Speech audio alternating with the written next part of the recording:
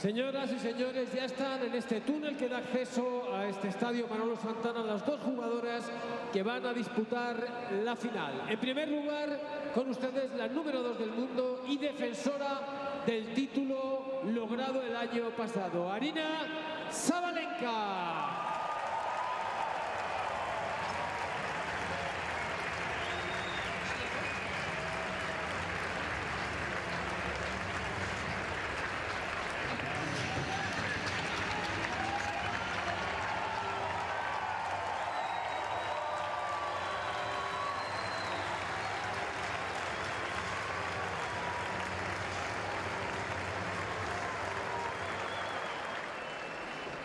Seguida de la número 1 del mundo, Iga Swiatek.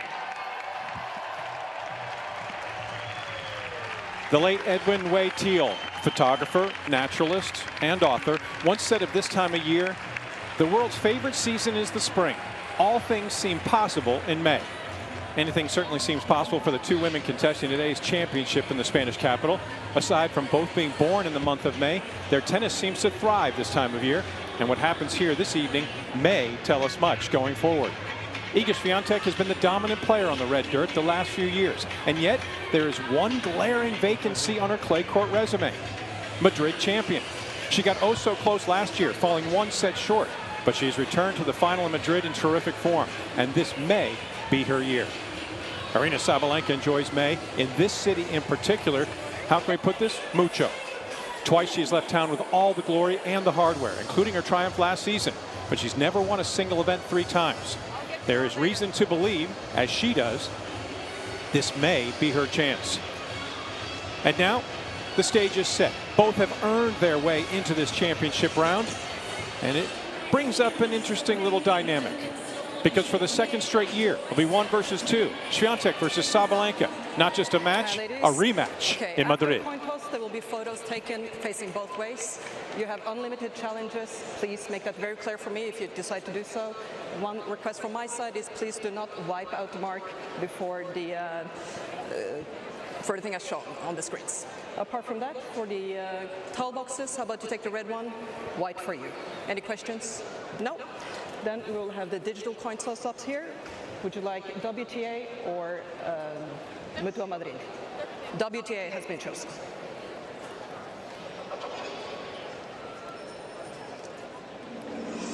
Mutua Madrid.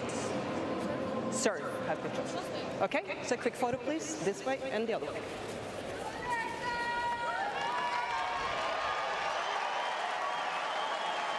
Two of the most informed, 2 members of the big 3, if you include Elena Rybakina, which seems to be going around a lot amongst the pundits.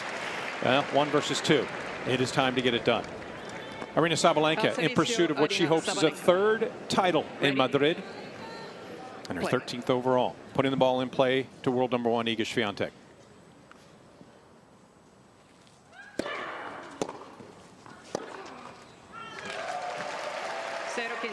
Actually with a 14-12 record in finals, Aryna Sabalenka, as she hopes to pursue what would be only the 2nd player since 2009 when this tournament was formed to accomplish the goal of taking 3 titles away from this event.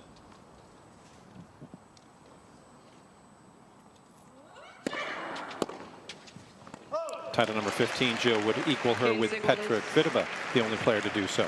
15-0.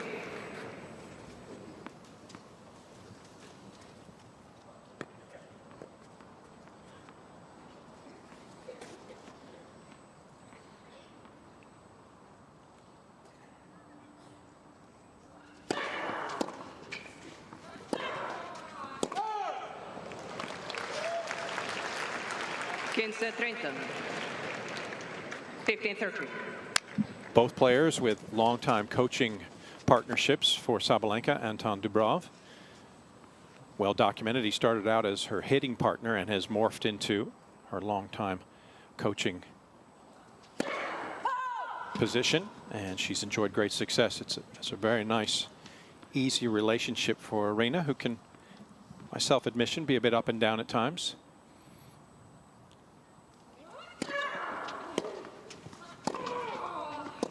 Dubrov can offer a bit of solace and calm, but already Sabalenka feeling uneasy.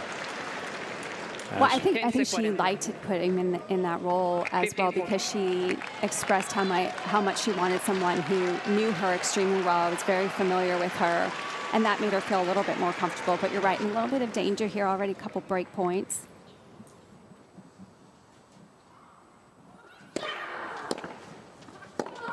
And broken immediately as Swiatek assumes control from the opening point. Iga travels well. She's got fans all over the globe. The top player from Poland has enjoyed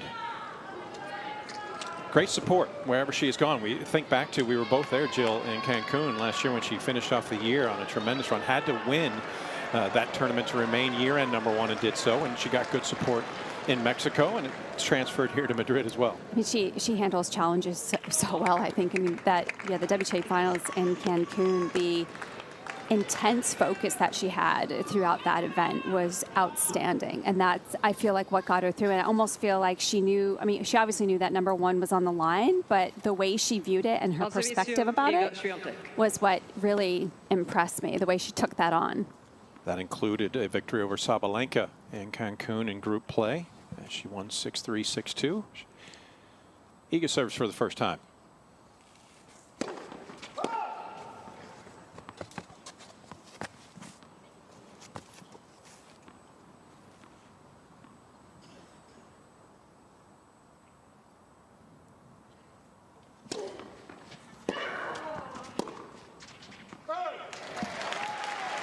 Saw the outstanding record of both of these women at WTA 1000 events this year. Swiatek going for her third WTA 1000 title of the season. She picked up career titles number 18 and 19 in Doha and Indian Wells, respectively.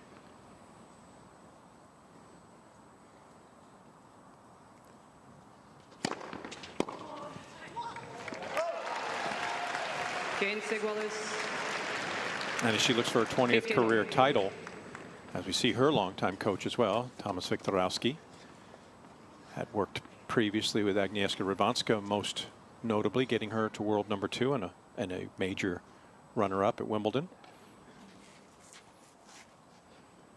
It's been an excellent partnership between he and Iga.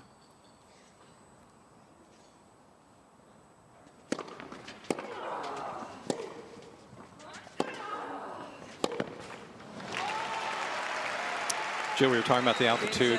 It's a warmer day. Obviously, these conditions seem to favor aggressive players. Is there something Sabalenka has to do as far as that in order to really impose herself in this match? I mean, I think she's playing, she just needs to play how she normally plays, which is basically a big serve and big off that first ball, if she can do that. And that's her natural style anyway. But she cannot hesitate in that category. She can't hang back and wait for more. She's just got to step up a little bit more, which she does, and especially on second serve, she's got to be aggressive, has to attack. And the one thing I think where she can really hurt Swiatek is applying that pressure, getting her on the move on the forehand side on the run. I think that's going to help her a lot.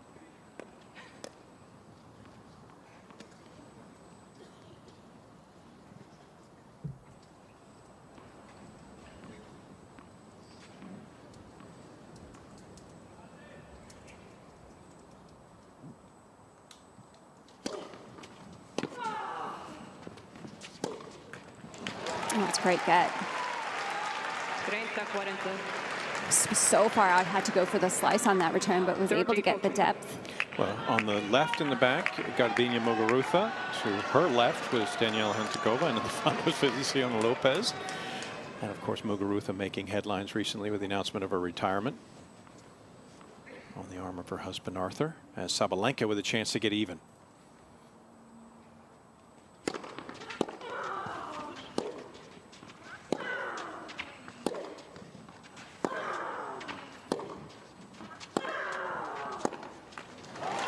And Sabalenka's reward hangs in and breaks back immediately for 1-all. What a great response, because I do feel like the start here for Sabalenka is going to be important. There have been a couple matches to get to this final where it took her time to get the rhythm, to get feeling good, and I don't think she has as much leeway to do that against Swiatek today. Although it worked against Rybakina, she was down very fast against Rybakina and worked her way back.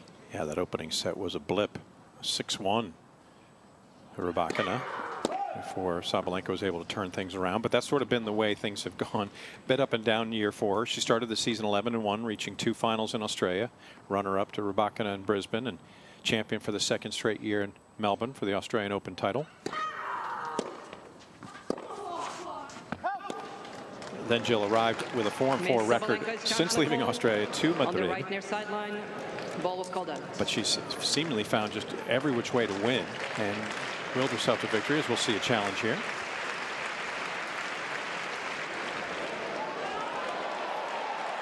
Follow the turn. Replay the point.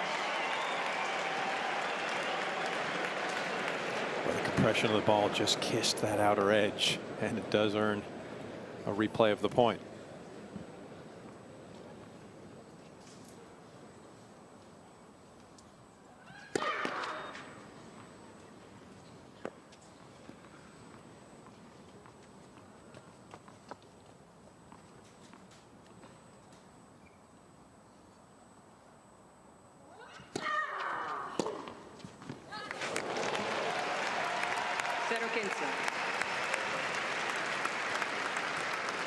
Love 15.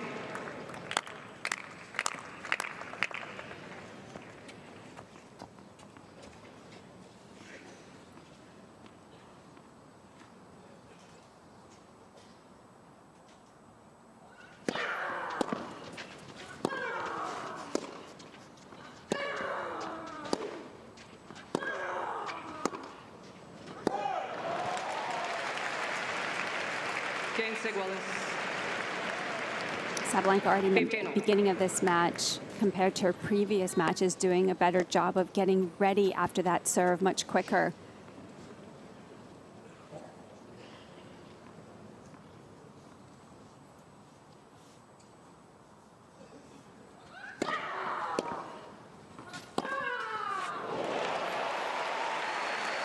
It's too good. She's so good on the stretch on the forehand to see that target and just be so committed to that shot. Pretty dynamic off the ground, and the power of the forehand of Aryna earns her first winner.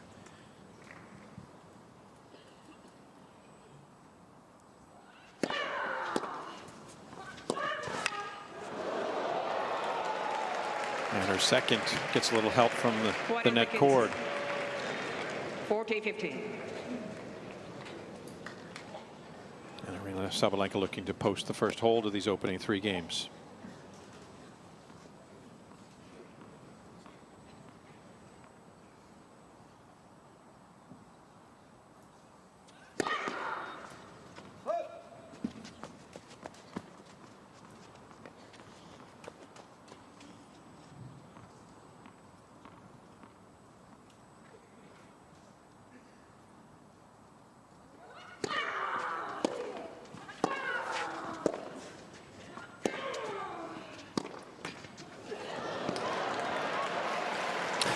Talk about equalizer. Yeah, well, it's been pretty even to this point, hasn't it, in every facet. Each with a break, each now with 8 points, and each now a little trickle over the net cord.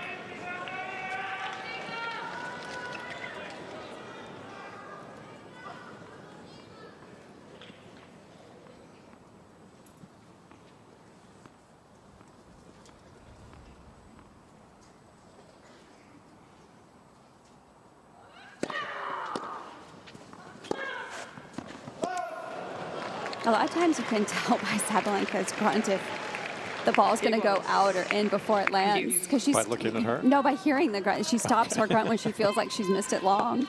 That's right. Yeah. And that one you could tell she just pulled up on it at the last moment.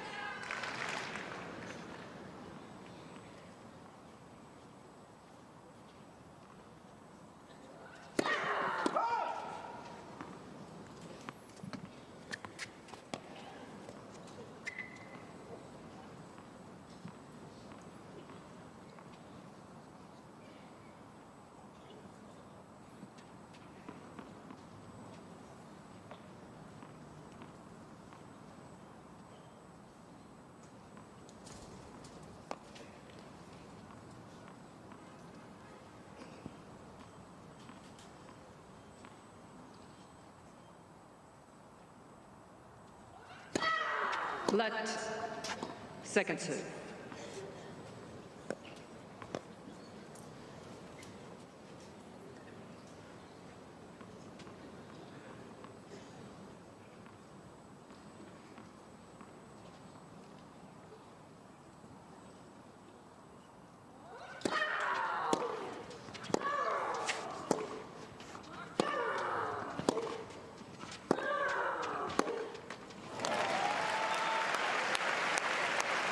Sabalenka's been able to rush her off the ground the longer these rallies go. Sabalenka has been inching her way closer to the baseline and just been able to rush Swiatek on the baseline a few times.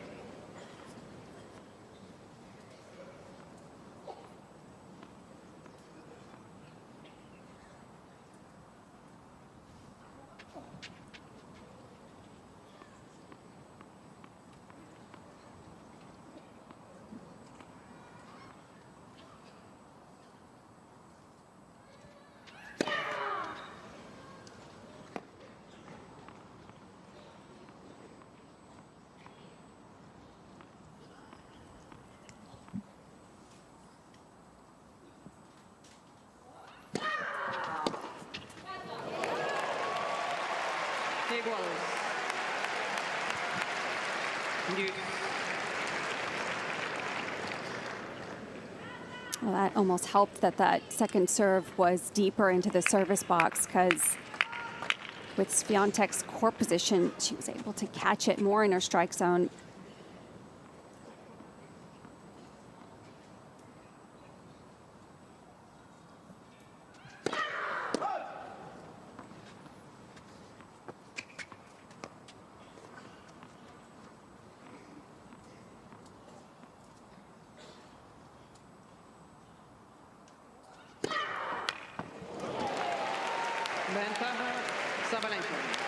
I like that changeup. After a couple backhand winners that Swiatek's been able to produce on the return. Good changeup from Sabalenka. Caught Swiatek leaning the wrong way.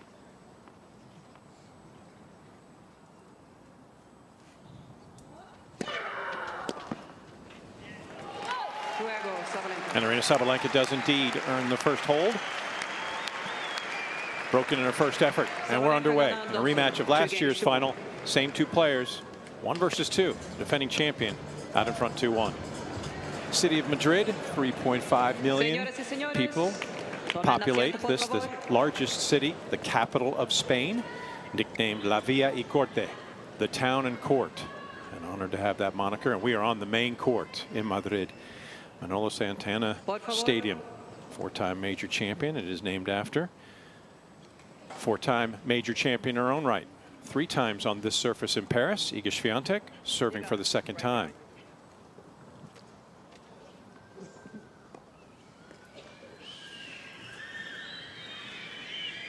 Gracias.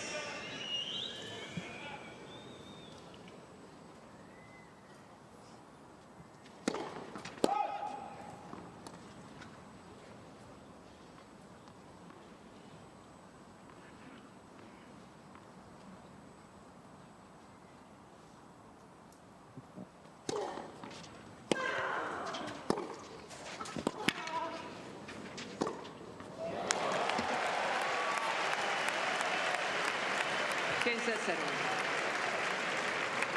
15 love.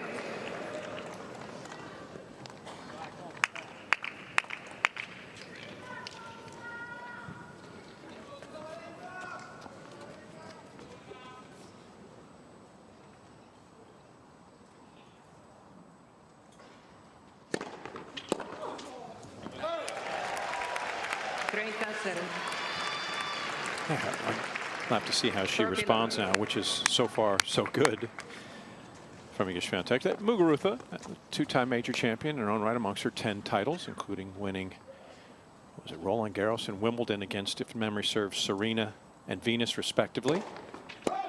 Says she's happy to step away from the game. It wasn't a big decision for her. That she's ready for the next chapter in her life. By the way, I think she's the only player to beat the Williams sisters, each of them in a major final. I think you might be right. Yeah, I think you might be right. Good on you, Garbiñe.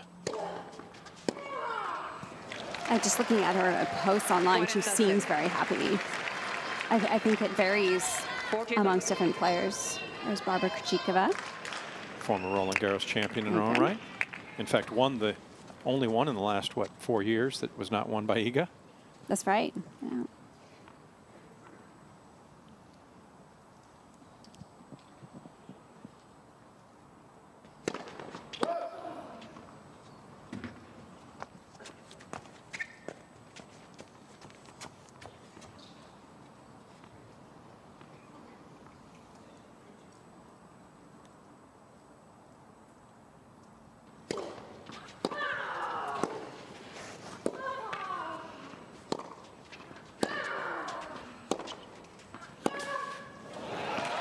And a solid hold from Swiatek in response to her first trip to the line when she was broken. And no surprise, really, because Iga is atop not only the Hologic WTA rankings, but atop the WTA in most serving statistics. We'll talk a bit more about that the next time she's at the line. But is there a danger for Aryna Sabalenka, being the aggressive player that she is, perhaps going up against Swiatek, even with the win last year on this court? She knows she's capable of winning, but feeling she might almost be forced to overproduce? Or do you think she's gotten to the mature level now that doesn't feel that, doesn't need it?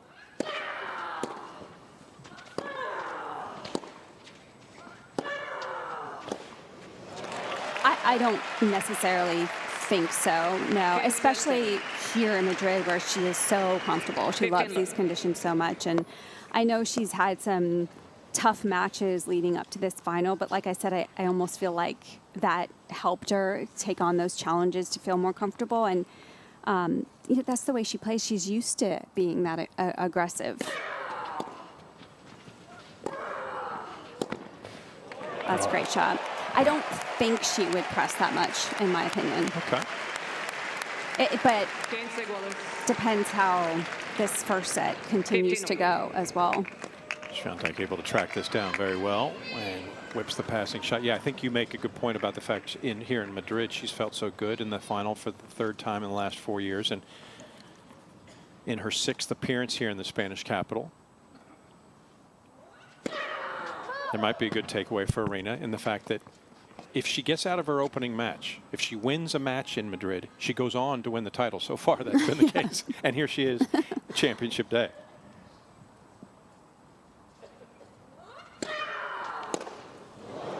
(2018, 2019) lost in the first round.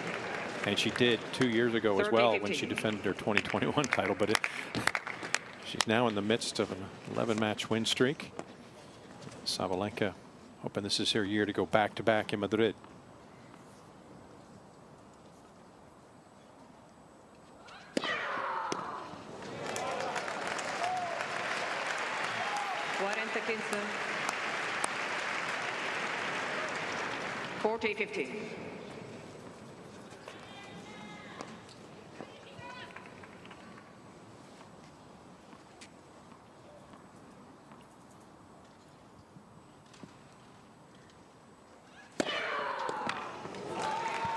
Already went back-to-back in Australia, did so at the Australian Open from last year and this year. Hoping to do the same in Madrid, and off to a good start. Defending champion with an extra trip to the line and an extra hold, leads 3-2. It is the path to a title so often now in their 10th overall meeting. Iga Swiatek versus Aryna Sabalenka. The winner of this match will indeed be champion of Madrid. And in their 9 previous encounters, Jill Krabus, which of course Swiatek has won 6 out of those 9. 7 times the winner of the match has lifted the trophy in that tournament. When either Iga and Aryna play each other, 9 previous matches they played, whatever round it was, wherever, they went on to win the title. The winner won 7 of those 9, the title, 7 titles at those 9 matches or events. I'll get it right. Well, the point is it's going to happen again here for the 8th time in 10 meetings. One way or another.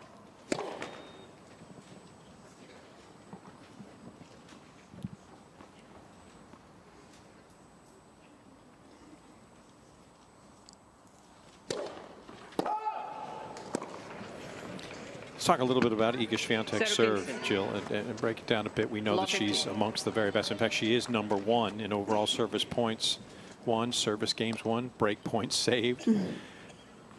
She doesn't overwhelm you. She's not big on the ace total, but she gets the job done so effectively.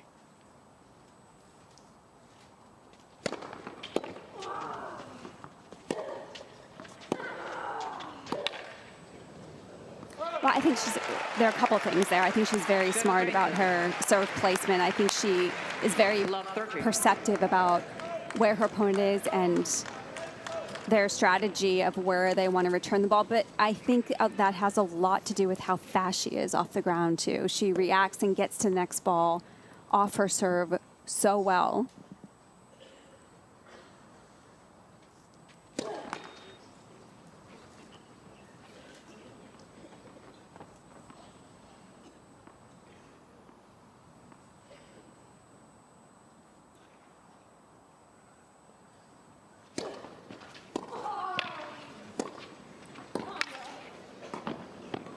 That's great recovery after that little slip.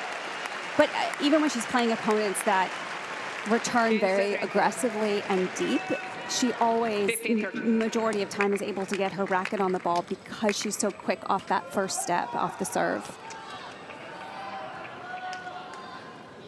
It's good to see her coming forward into the net as well, because I feel like that's an area that she doesn't explore that often that she could get a lot better at.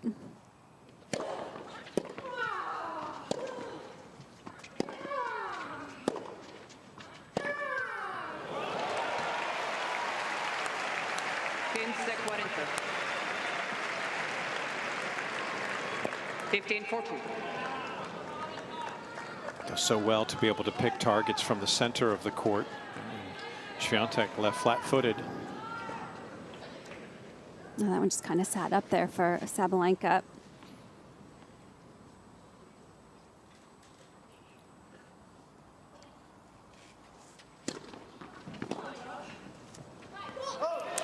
That's a perfect example there. What we're talking about, she is smart about the choices she makes on the serve. Okay, Sabalenka's been loving the heat coming into her racket, so that time took a ton of pace off, but needed the angle to stretch Sabalenka and did well there.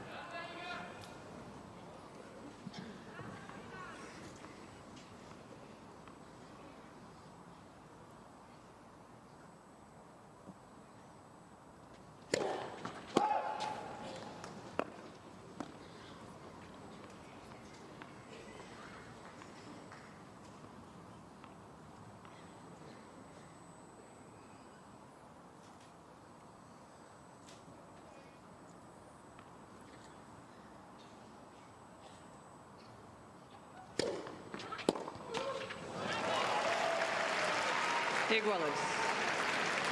Deuce.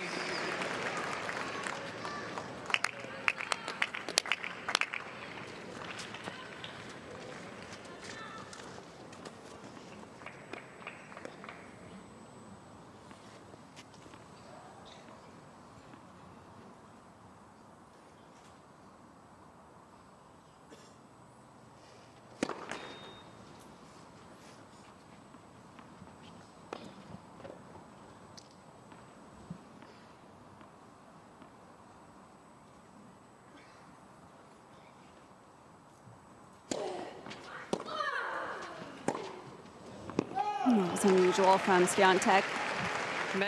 Didn't quite get up to that one with her feet enough. Ended up catching it pretty low. It's Garbina, Daniela, and Feliciano.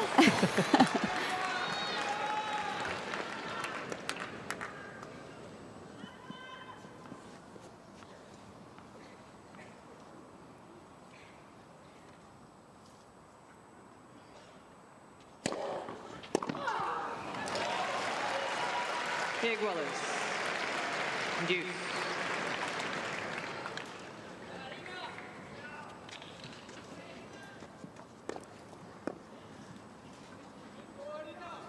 Yeah, considerably breezier for this championship match than it has been during the course of this two-week event.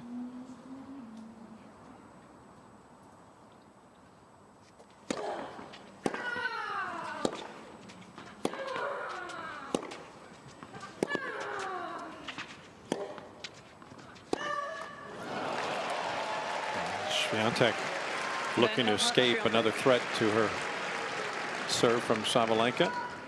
And not pleased with putting that ball in the net, understandably so. Jill, you'd be able to talk about this more, though. Now that Swiatek's donned this top, even though the temperature's warmer, is the breeze perhaps making it a little cooler out there? It could, yeah, for sure it could be. Because it's been cool pretty much the whole tournament, so that breeze would probably be a little bit cooler.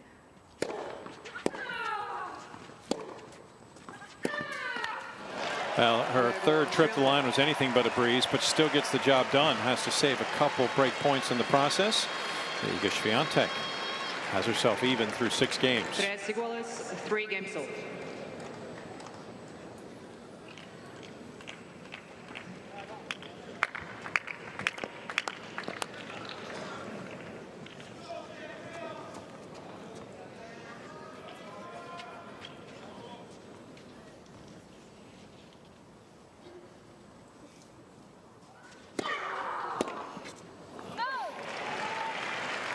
As we said, in the head-to-head, the metrics all seem to favor Iga Swiatek overall. Leader on clay court matches, leader in finals.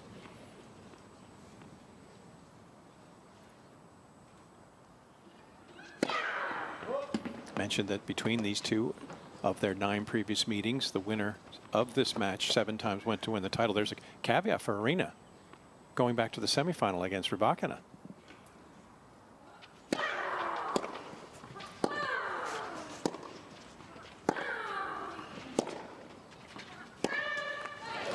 That interesting little wrinkle, Jill, is against Elena Rybakina.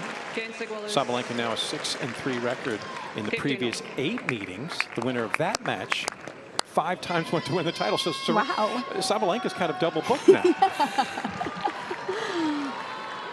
The path at times goes Very Sabalenka. observant, Kevin. I like it. Just checking things out, and thought that was intriguing. Maybe tennis fan thinks so as well.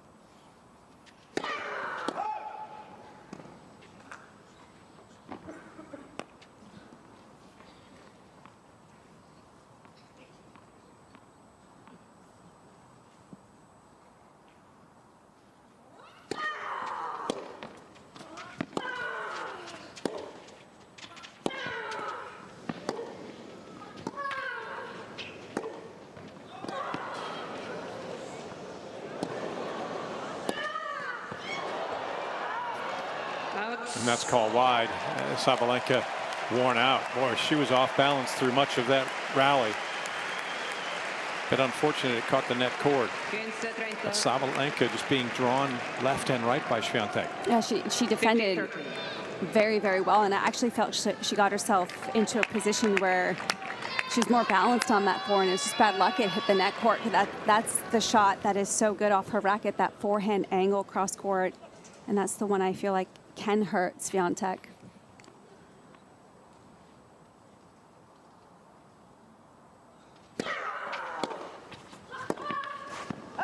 So quick on that return, so fast with the racket head.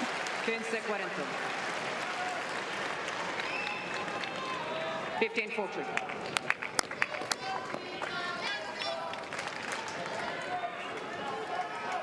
Swiatek's chance to procure a second break and finally grab the lead.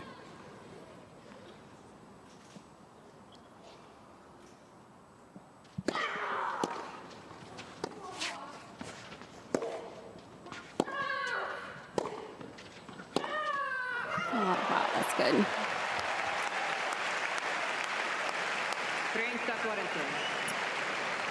That was a heavy forehand from Swiatek as well, and just felt like she was in control. And then out of nowhere, Sabalenka, just a couple extra steps, good position, and allowed her body to flow through that forehand.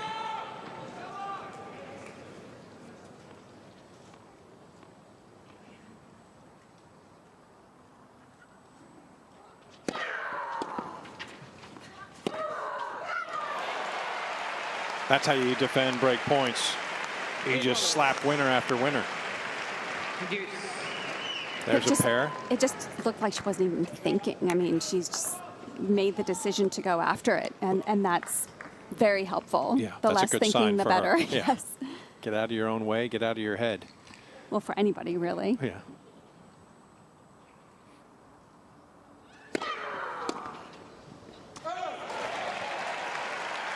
It seems like those have been the moments, though, that have been where the tenseness is shown for Sabalenka, who's been a lot more tranquilo, a bit calm, particularly through the start of the season. But if she starts to feel the nerves around her serve, she's done well to defend here.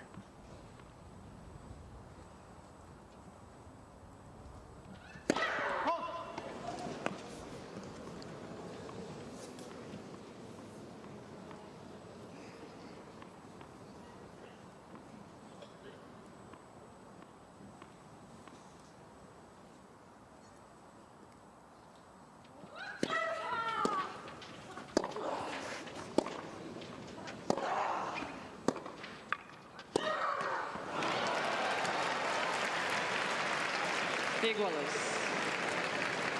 And you.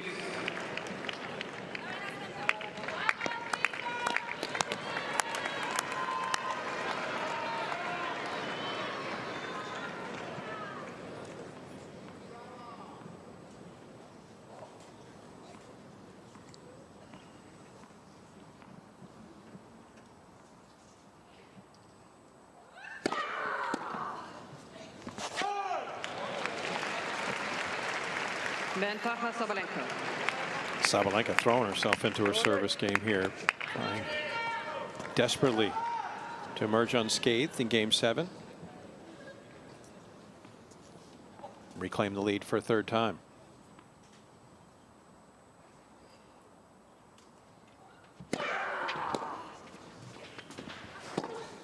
And both settling in. Each had to face multiple break points in their last trip to the line, but after they traded breaks to start, 5 consecutive holds. And through 7, once again, Sabalenka finds herself out front. 4 games to 3.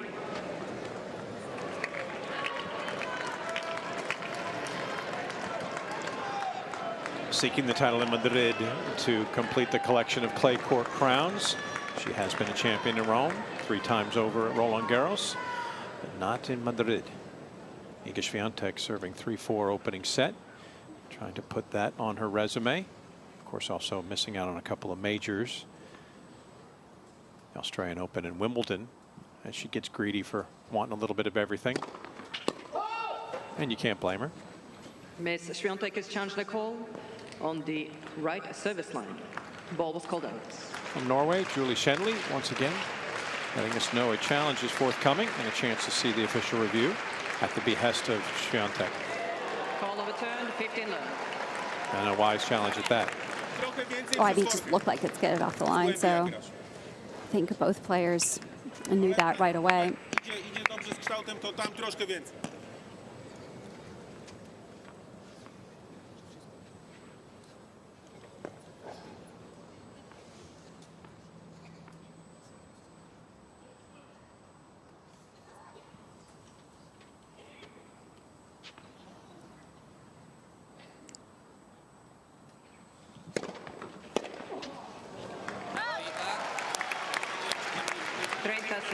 Of new balls, Swiatek is serving. That ball is just going to be a little bit quicker through the air and off the bounce. A little bit more advantageous for the server than the returner. The returner, you always feel like you have to control a little bit more. It can fly off the racket.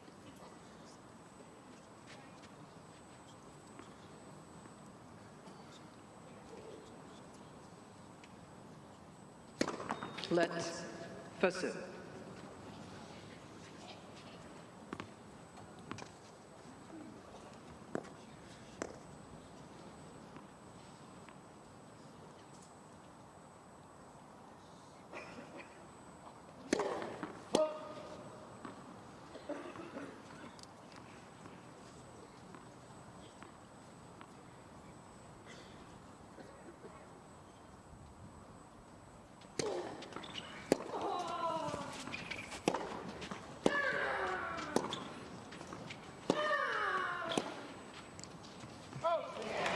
Sabalenka guessing the right way off of that first ball from Swiatek.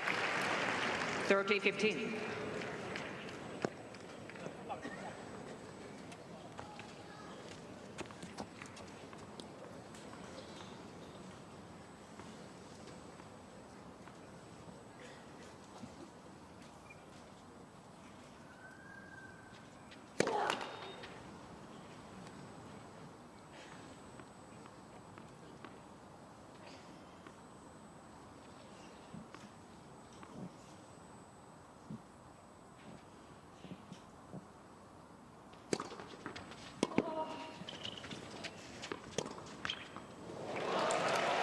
Wow, it was well timed. I mean, occasionally I wouldn't mind seeing Swiatek maybe take some of those out of the air, but that one landed pretty deep, so tough one. But still, the way she took that on the rise, did a good job of not trying to overdo it with power. Just made sure she timed it really well and went behind Sabalenka.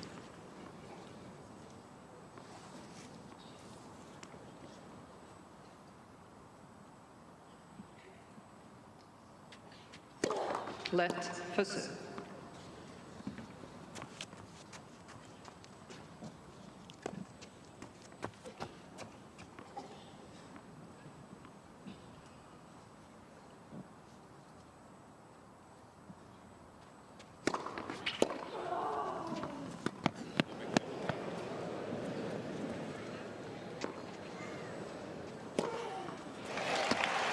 What a return.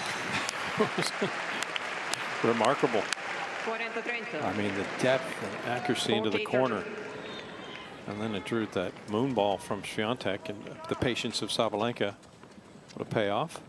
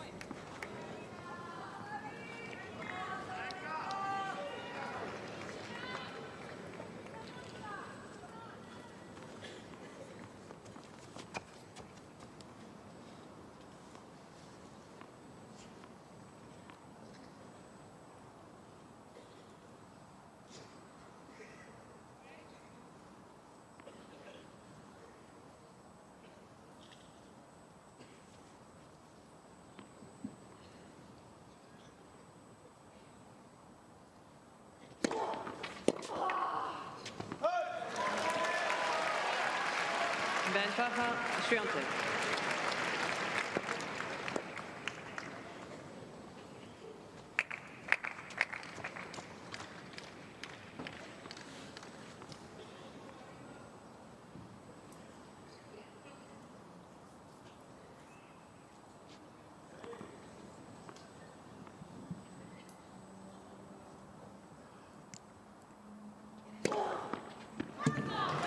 Luego Swiatek.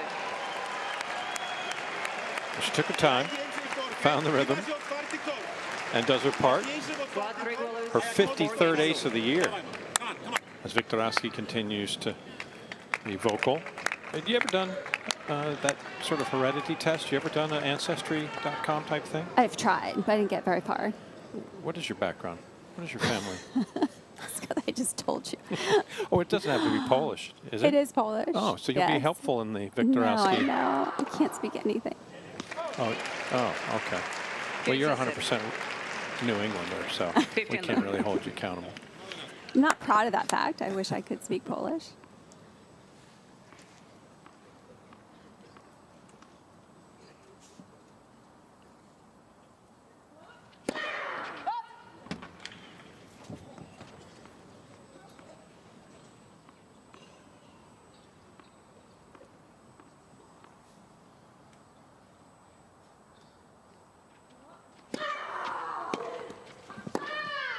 Oh, that's so good. I mean, she got her legs down so low to fend off that pace. Hasn't won a ton of points off of her second serve, 4 for 11 right now, Sabalenka, but did well there. Yeah, her right leg was almost touching the ground.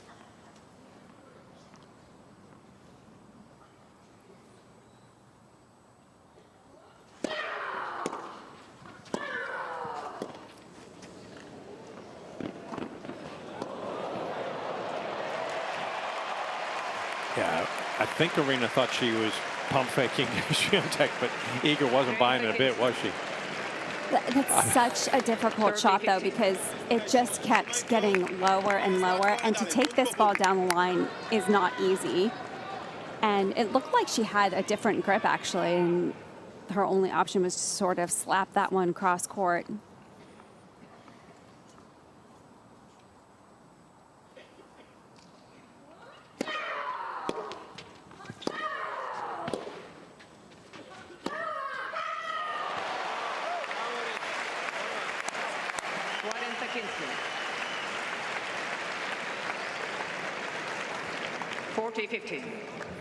What do we say about Tauruses? They're not shy about expressing themselves vocally, verbally. Aryna Sabalenka personifying that description. She likes what she saw there to get to 40-15. Understandably so. And she's got her easiest hold. And she's done well since being broken to start the match. As she continues to push forward. Her 4th consecutive hold puts a little scoreboard pressure on the world #1. She's #1 in the rankings, but she's #2 in a couple of statistics for 2024. Iga Swiatek trying to match Aryna Sabalenka with match wins on the year. Sabalenka leading 30-29 by Swiatek, and Sabalenka already has 3 titles. Iga's chasing her 3rd today. She serves to stay in the opening set.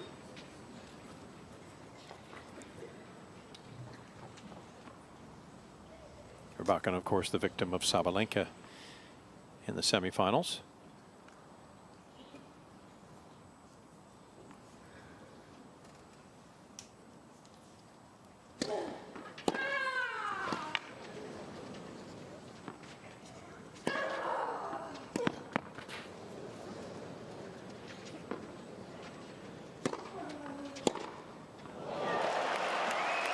Smart from Swiatek just to loft that ball so high in the air to reset that point.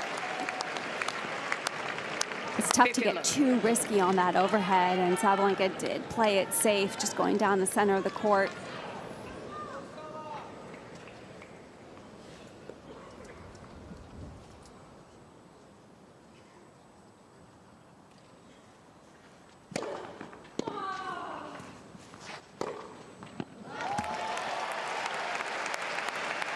Such ease and such a quick racket head. She's able to get her feet in good position, and she strikes so effectively.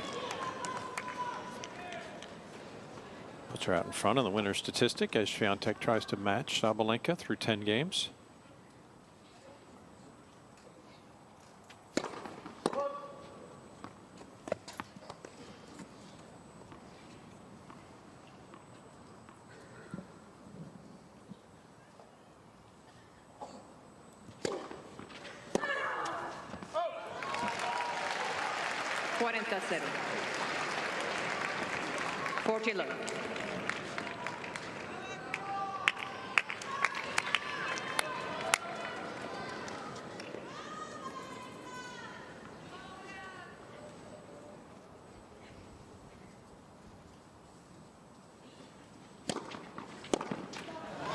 Continuing to see Swiatek show her prowess at the line. After she was broken in her initial service game, she came back the next to hold it love. Her 2nd hold without dropping a point. I mixed up her serve in that game as well. Too late anyway. No, but it's not that, Mark. But it's also too late. You hit it, and now it's too late. Just do it a bit quicker next time. No. So I believe Sabalenka was going to try to appeal to Julie Shenley to challenge a call, and that was told no straight out, but also Shenley indicating that perhaps Aryna had the wrong mark. So nothing was going right there, and Aryna will have to return to the line. See if she can make it 5 for 5 in holds since her early break.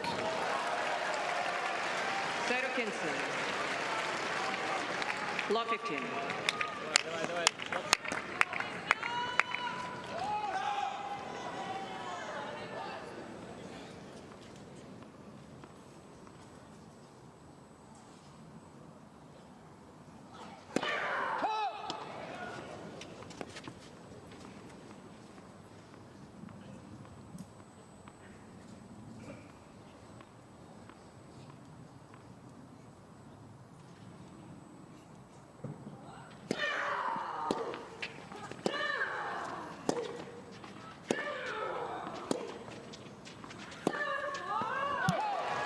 Just jumped up on her. Good heavy topspin from Swiatek. Love 13.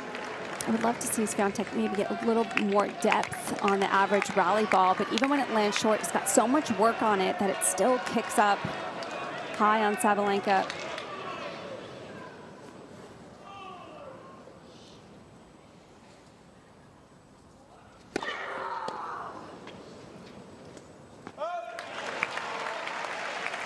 Quince 30. 15-30.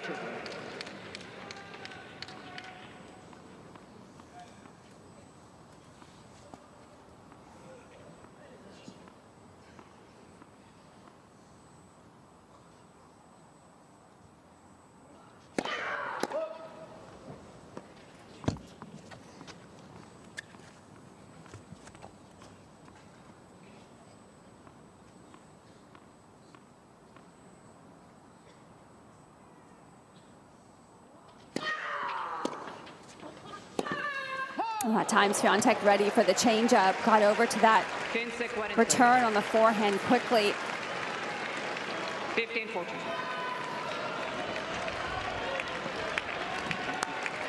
And Iga with a golden chance.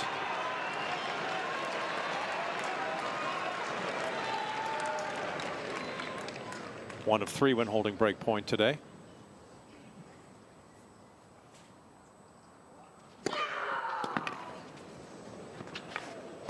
And Aryna just settles herself so well.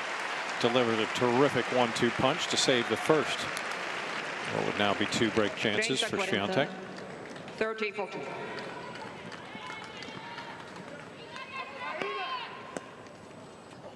The accuracy when she's been under pressure has been most impressive thus far for Sabalenka.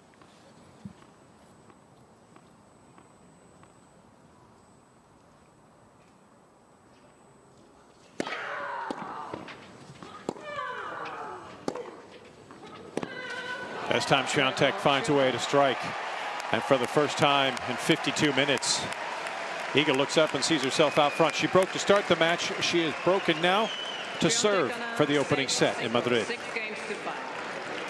4th trip to Madrid for Iga Swiatek, the world #1, last year's runner-up to the woman she's facing in this championship on this very day.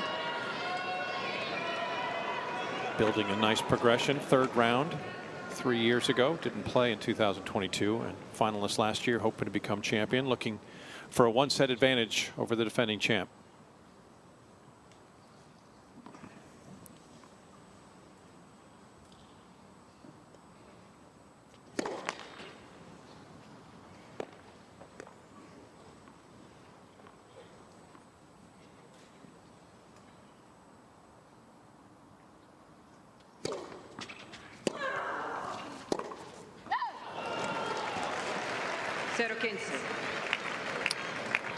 Seemed to have it lined up. I think was there. Is that a problem with the grip, but timing? That just looked like she rushed it a bit and got slightly close to that ball. I think it probably took her by surprise. That return was shorter than it has been, and tried to get up so fast that she ended up brushing herself.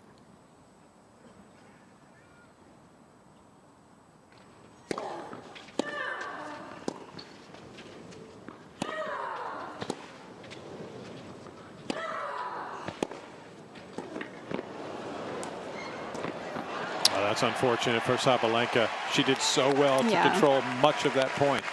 She was in control of the majority of the point, and Swiatek just came up with a great pass. Was able to dip the backhand to Sabalenka's feet well enough where Sabalenka had to just pop up that volley.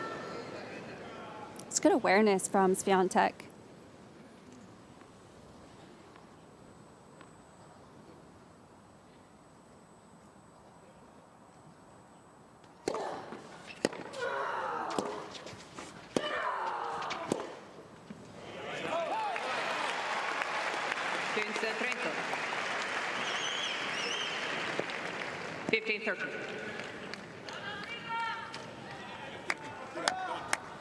Venezuelan born, played under the Spanish flag. Garbiñe Muguruza, 2-time major champion. And there's Feli Lopez, now synonymous with this tournament as director.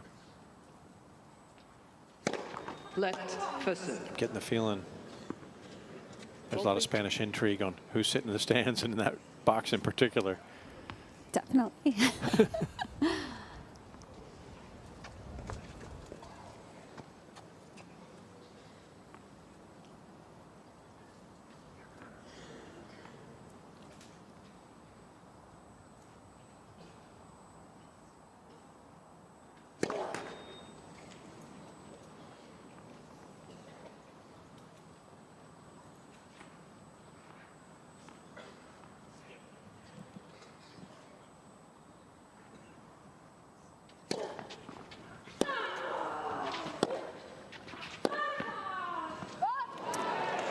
That was a good hit, though. Just missing. And Swiatek felt pretty sure that that one just missed. She was right on the line, tracking that ball. Yeah, the hand went up pretty quick with the rackets indicating she thought it was out, and there's no objection. And now a critical juncture here in the 12th game.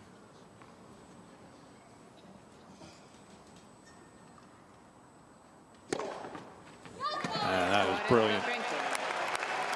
Comes up with the goods. Her second ace. Pretty sparing in that statistic, but it comes at the best possible time. At the 1 hour mark, Iga Swiatek a chance to stamp out the opening set.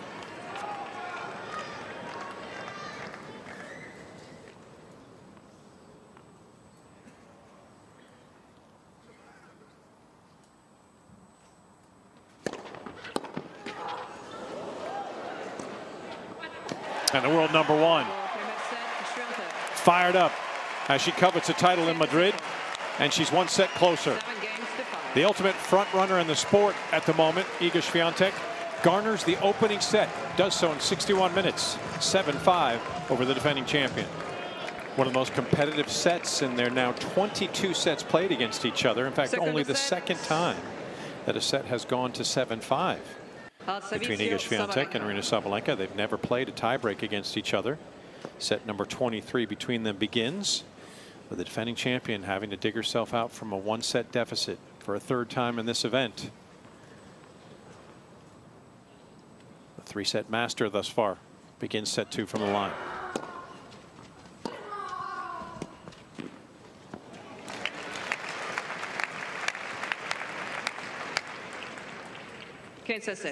And Jill Craven said it has been something of a theme for Sabalenka here. We mentioned she came in after her Australian Open triumph with a 4-4 record in the time since. Certainly not playing at the full height of her capabilities. And by virtue of the fact that 4 of her 5 matches here this tournament have gone 3 sets, she's had to dig deep. She really has. But that's what's been so great, that she's been able to get through those matches, because it's not easy to turn that around either. And we've spoken about this before, to have to bring that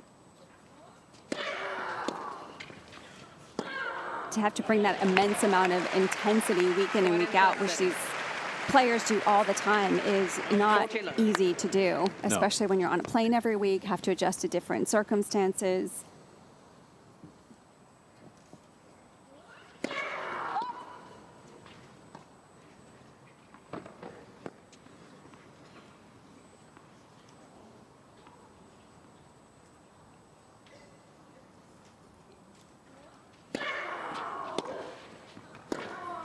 And in her 7th trip to the line, her easiest, Aryna Sabalenka begins the set unblemished with a hold. What you're talking about is one of the reasons, or a number of the reasons, Garbiñe Muguruza said she retired from the sport, because she was tired of being solitary on the road and wants to move on to the next chapter. We can't move on to the next chapter without looking back at the opening 61 minutes, Jill. Yeah, it was a very tight first set. Could have gone either way. Both had breaks and a lot of break chances as well. I think the second serve points won hurt Sabalenka in that first set. I think that was a key difference. It was just 31% off her racket, but you can see all the other numbers are relatively similar. So it's just these slight differences between these top players that can make the world of difference, or just a point here and there between a set. Somehow, some way, Swiatek was able to go Houdini and escape from the clutches of Sabalenka after she trailed through much of the first set. She won the final 3 games to take it 7-5. Not a dominant performance by the world #1 as we had seen so many times. In 7 of her 11 sets previously, she only allowed a game or less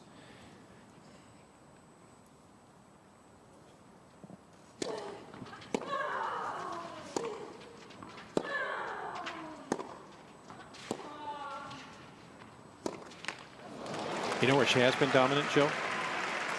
When winning the first set.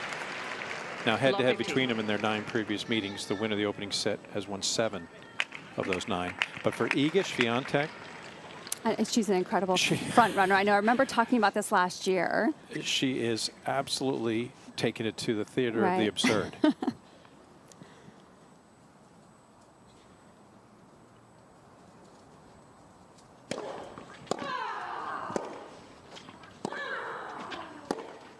We looked it up. We triple-checked. We did everything we could to make sure this was accurate. Because you're thinking these numbers can't be right.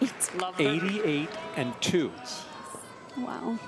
Since the start of the 2023 season when winning the opening set. I can't even wrap my brain around that. 88-2. 27-1 this season, including winning 21 consecutive matches coming into this final when holding the advantage she does.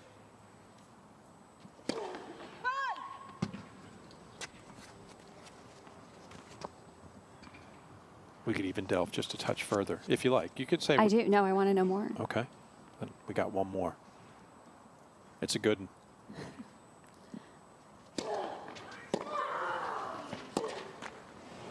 Sabalenka feeling good right now. She's got all the points to begin set number 2. So she's certainly got designs on finding a way to force a third set. Swiatek in WTA 1000 matches when winning the opening set, in matches that reach their conclusion, is unbeaten, 75-0.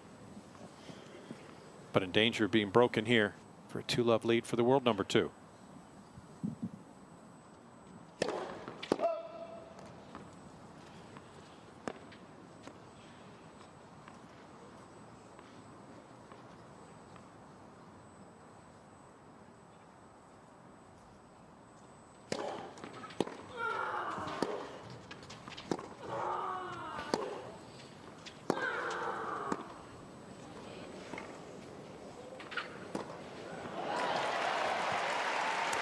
Those numbers are absolutely staggering. And I think, you know, she says herself that she never wants to take her foot off the gas. She respects all of her opponents. She knows what they're capable of, and she doesn't take any match lightly. And she knows if you give some of these players one little opening, it could cost the set or the match or whatever. So she always tries to keep that intensity every single point.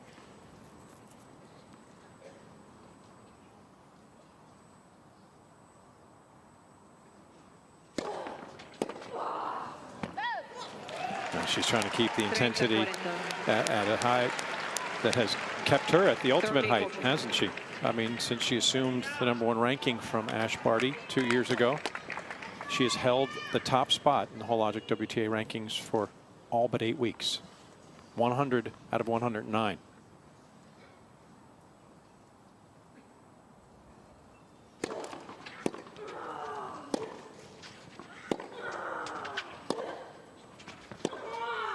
But you know who took it away from her for those 8 weeks? Aryna Sabalenka, who flexes early. 2-love, second set. Sabalenka gana 2-0. 2 games to love. That's great recovery from Sabalenka after losing the first set. Just regrouping so well mentally.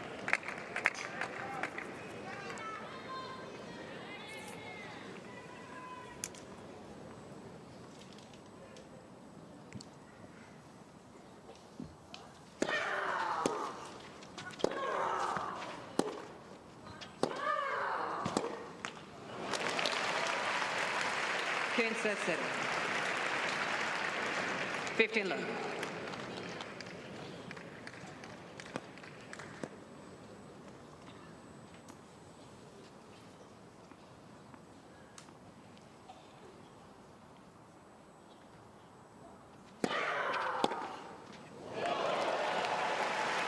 iguales. 15 all.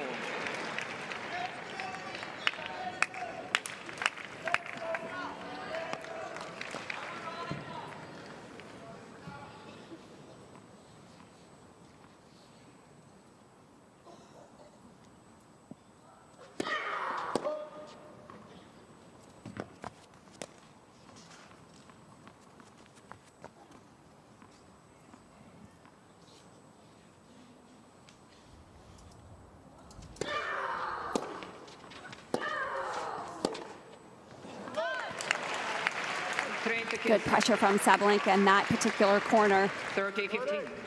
That's the shot she's going to be looking to execute as often as possible.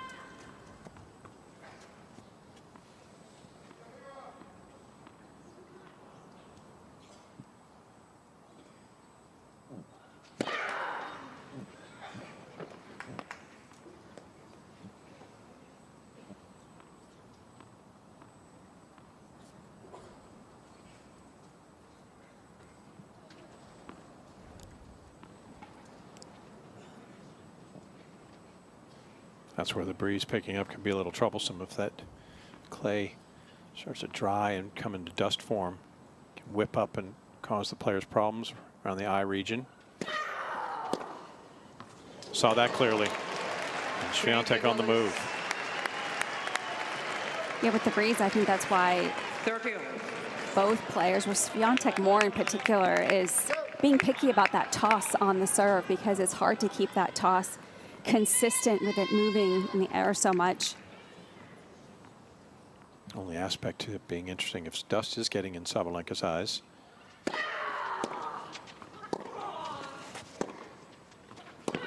As you probably know, they water the courts between sets. So between set 1 and 2, when there was the 3-minute delay, there was a chance to dampen down this surface. It's Sabalenka who's lost a bit of her focus. After 8 of the first 10 points of this set, here's Swiatek's chance to get on the board.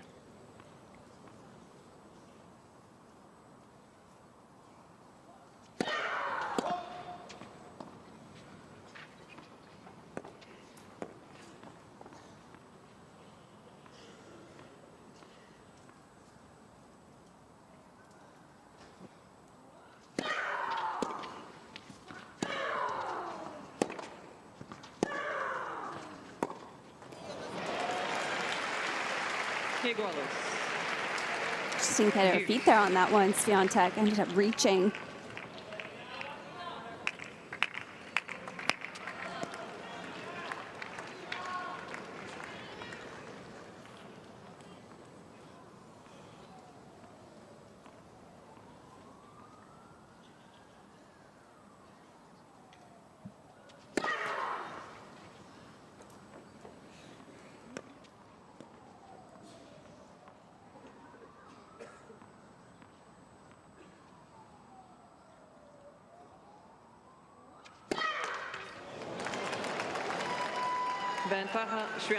It's first double fault from Sabalenka in this match.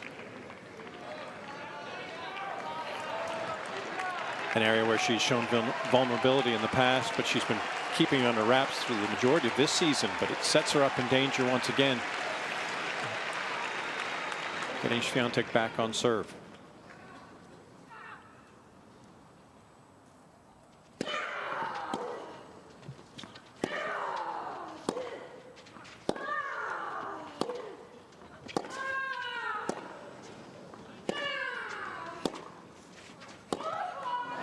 And Swiatek in full tracking mode. They're able to handle anything Sabalenka throws her in the third game and finds her way to break back. So they trade breaks early in set number 2. And Swiatek with a 1-set advantage in the championship of Madrid. Spanish capital, Madrid, sits at 650 meters above sea level. That's 2,100 feet. It's the second highest point in Europe, or second highest city, mind you, behind Andorra la Vella, the capital of Andorra. That altitude favors players who have big, aggressive games, like to take the ball early and use their power. Aryna Sabalenka is proof of that with her 2 titles at this event. Iga Swiatek trying to power her way to her first title here.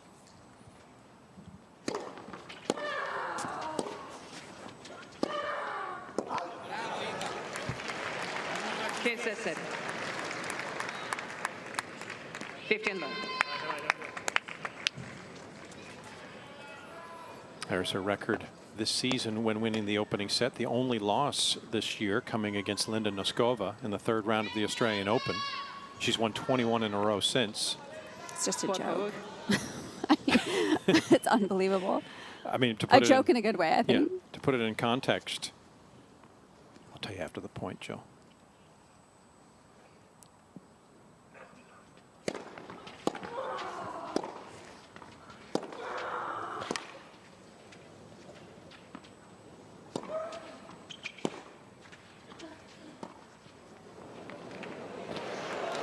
And even Swiatek with her speedy feet couldn't get there in time. The Sabalenka with a well-executed drop shot. Yet Swiatek has only in her career lost 13 matches when she's won the opening set. She has a winning percentage of 94 for her career. Wow. Wow. So to say that she enjoys the position she's currently in would be an understatement. Couldn't quite get there here in this case to make a quality play. 15-all.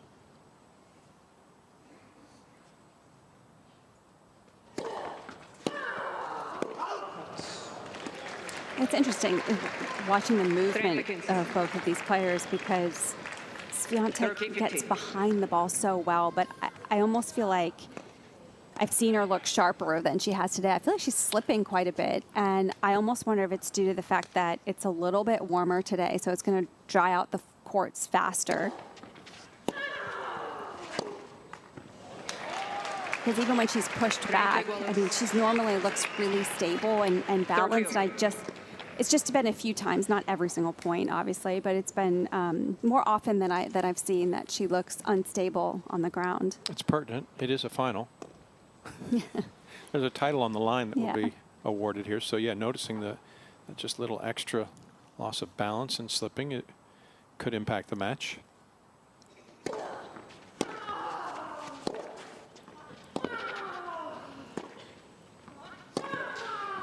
But what's been impressive, I mean, that was good movement forward there from Sabalenka to cut off that shorter ball. But what's been impressive from Swiatek is she hasn't let it bother her. I mean, she's won the first set. She doesn't let it concern her. She immediately gets up and lets it go, gets ready for the next point. But now Sabalenka, another break point opportunity.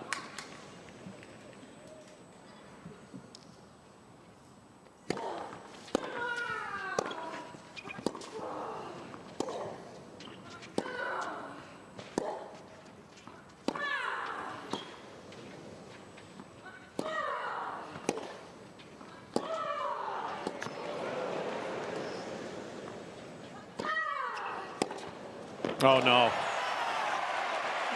Sabalenka heartbreak as Swiatek. It wasn't defense, it was defiance.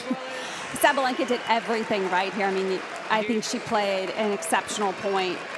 Almost caught Swiatek there, but the defense of Swiatek great, and just couldn't get the angle on the last forehand or the depth. It was pretty short, and Swiatek anticipated the right way. Going to put an asterisk next to that point. Break point save to deuce.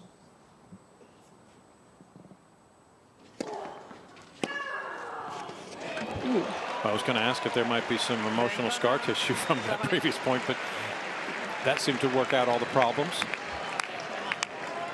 A clean strike.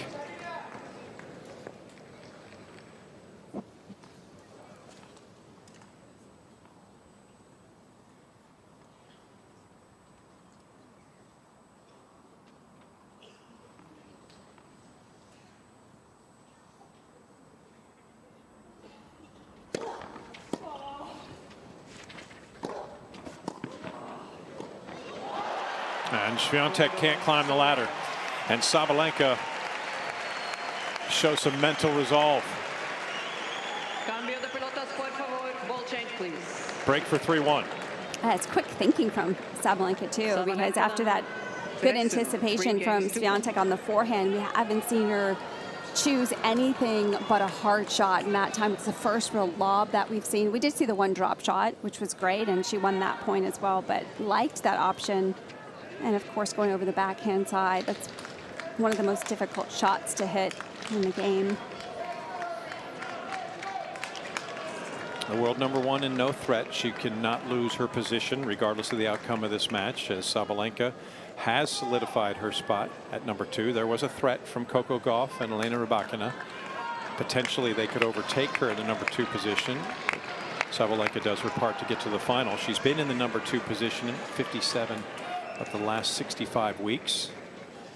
When she wasn't at #2 in that time span, she was #1.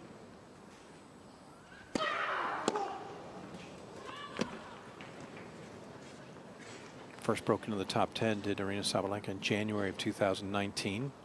Dropped out for a little while, but has been a member of the elite since November 2020.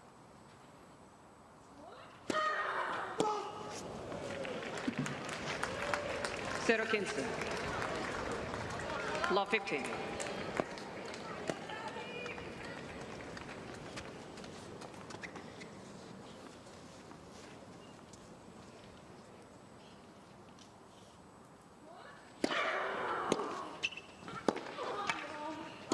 And that misses, and a couple of errors. Sabalenka in jeopardy. On the left baseline, ball was called out.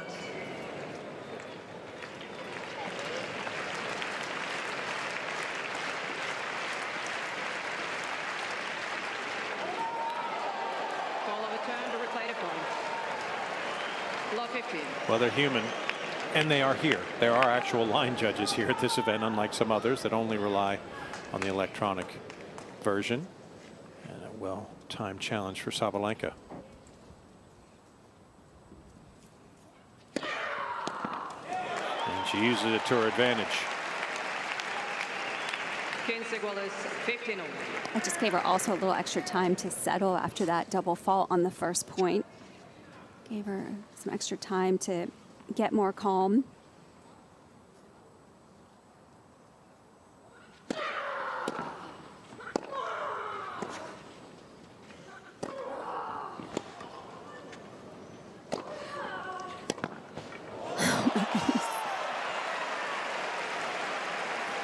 Well, for a position where she can sometimes struggle when she's given that target with Sabalenka at the net, she's been rock solid.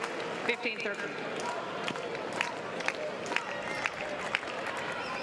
Sabalenka caught that overhead a little behind her as well, so couldn't quite get the velocity on it that she needed.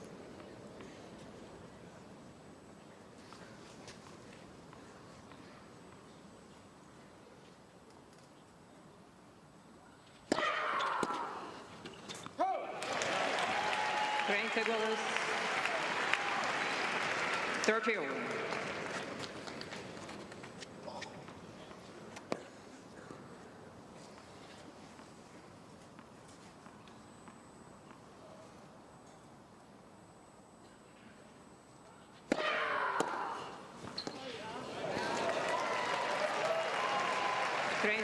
And Swiatek connects well on that backhand side. 13-14. She can block that pace so fast. She's got such a nice short backswing where it really comes to Sabalenka's side really fast. Just very quick, and break point now for the number one.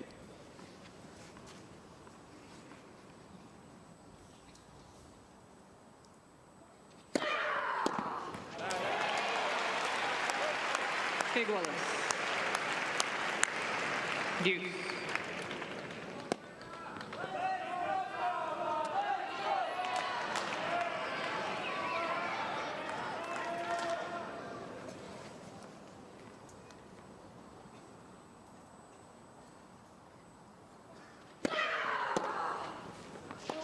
Oh, that ball got depth.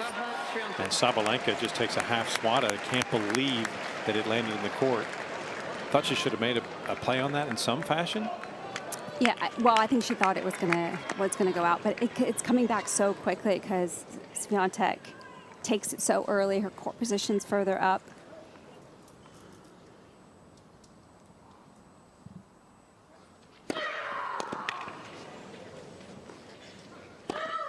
Oh, misses no. that forehand. And she's given Swiatek just what she wanted.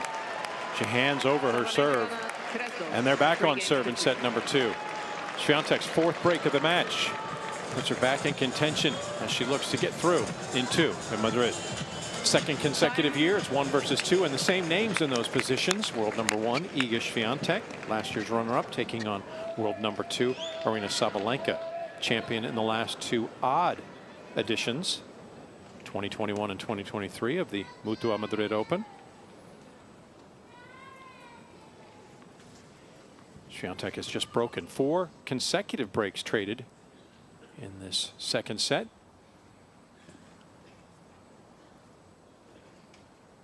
It's given Swiatek new life once again.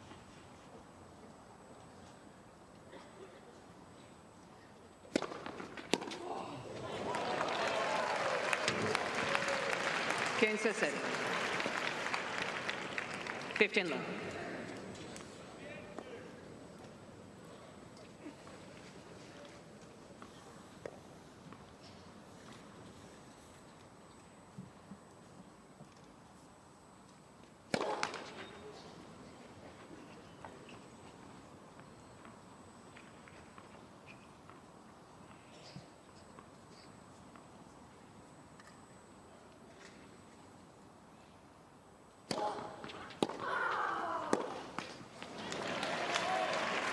At that time, recovering a little too quickly, Swiatek.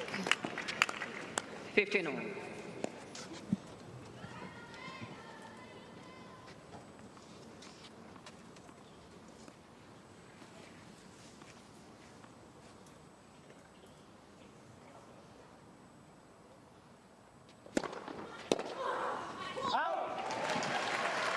Train to 15. 30-15.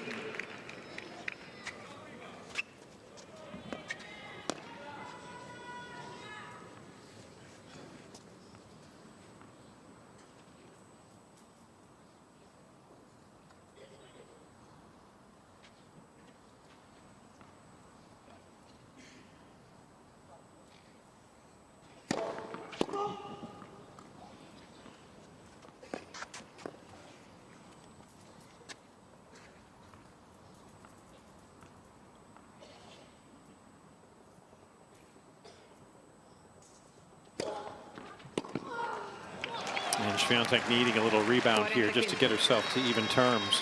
Her service effort has dropped off from a pretty impressive first set. She was 70% on her first serve, 60% on her second. But she's below 50% on both here in the second set, as she seeks a hold for the first time.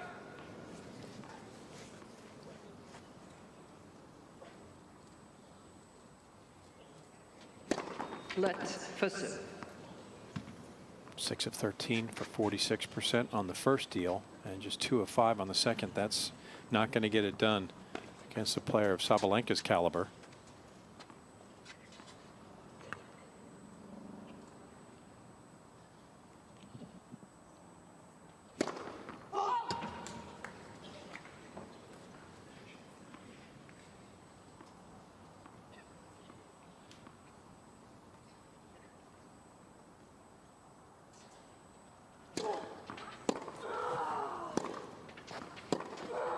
And an aggressive return position, heels inside the baseline, and she didn't step back when the serve came in.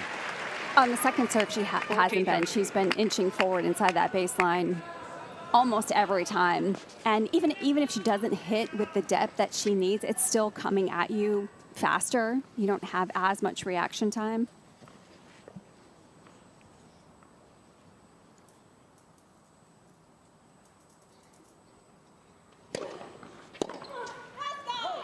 And Swiatek does indeed get her first hold of set number 2 to pull even through 6 games. Yeah, she's lucky that she returned so well because they've both gotten broken numerous times. But for this set in particular, Swiatek has done a better job, I think, on the return of slightly being more aggressive. Even on the first serve, she's looking to take the ball earlier. One of the aspects that have been both a curse and a blessing at times for Aryna Sabalenka is the fact that she's been challenged from the line. She's faced a slew of break chances from her opponents in the course of this tournament. She's faced 42 break points in total. But the good news is she's backed herself rather well, saving 28. Broken 10 times entering the final, broken already 4 times by Swiatek today.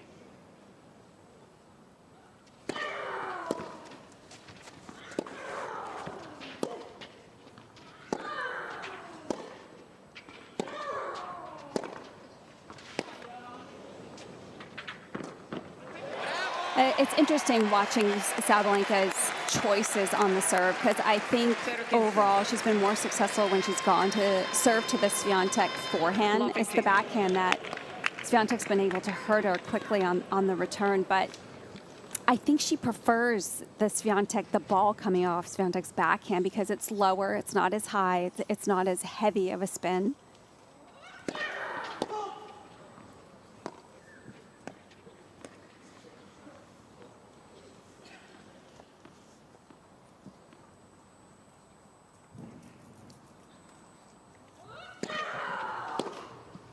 That one kicked up just enough where Swiatek caught it late.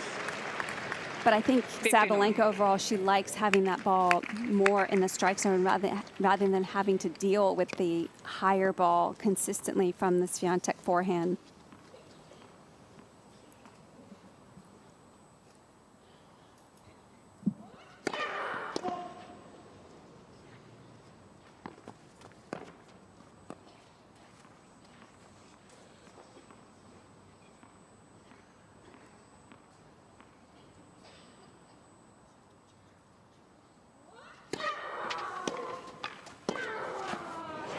Great combination, but the accuracy has to be spot on. I like the slice in the shorter part of the service box. Slice just moves away from Swiatek, leaves that court open for Sabalenka to target.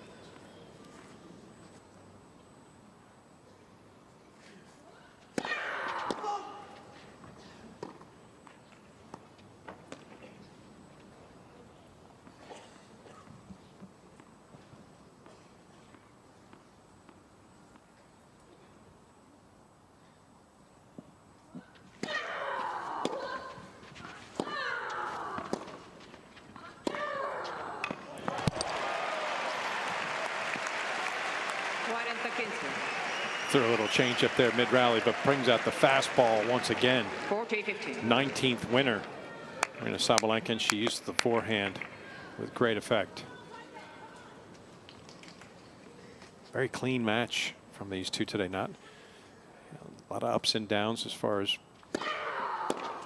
find themselves with some difficult patterns and a poor play. Both plus in the winners to unforced errors differential to this point. 7 games recorded in set number 2. Sabalenka trying to get set number 3 going in Madrid. The 15th edition of the Mutua Madrid Open. Iga Swiatek, world number 1, trying to add her name to the list of former champions at this event, of which there have only been 9 women. Amongst them, twice champion is her opponent, Aryna Sabalenka. It's the one title on red clay that Iga Swiatek does not possess, and that she covets most right now. Serving 3-4 up a set.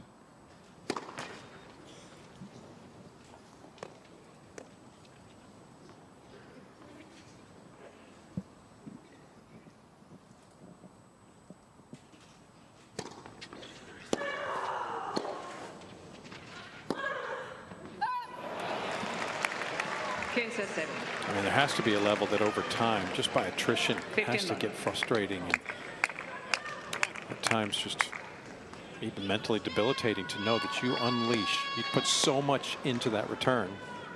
And it comes back. It comes right back. And you have to make a tough shot on that comes back.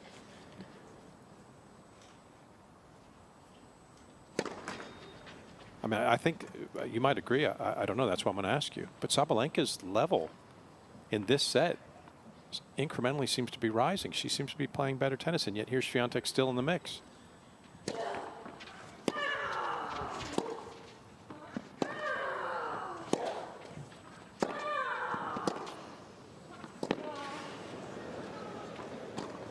Yeah, that's a perfect example. I mean, I think there's so many of these points that have been on Sabalenka's racket that she probably would have won against quite a few other players, but the defense and how Swiatek, that particular shot, changing the defense to the offense out of nowhere, it catches you by surprise. And the key is, as a player, you just have to assume every single ball is coming back. That just makes you much more sharp and aware and ready for the next ball to come. Yeah, that's absolutely a valid point.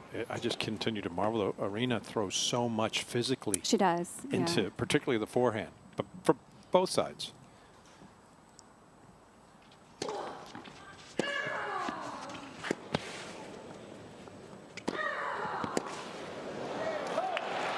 But I like that she doesn't back down. She still goes after it, even if she's making some errors that she's not happy with. She's not gonna stop doing that. She's gonna unleash that. That's her game. But I like that she doesn't pull back or start downing herself. She just keeps going after the ball. Unrelenting. And it served her well. Good word. That's what keeps her in that number 2 spot, isn't it?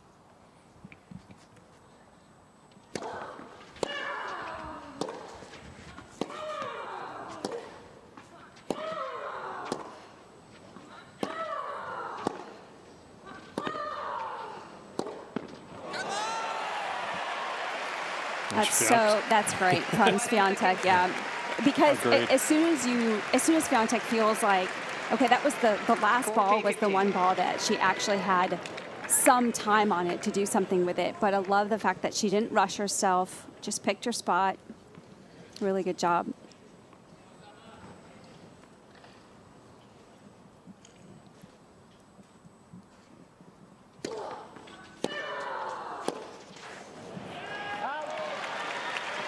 (40-30). 40-30.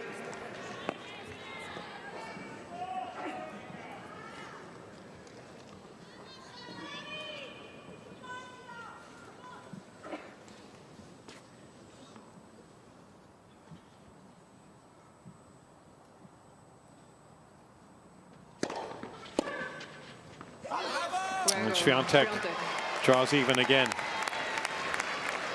So from 3-1 down, found a way to break back, and a couple of holds puts her at 4 apiece, as she still hopes that once again she's able to outlast Sabalenka. And this time it would yield revenge for last year's championship round.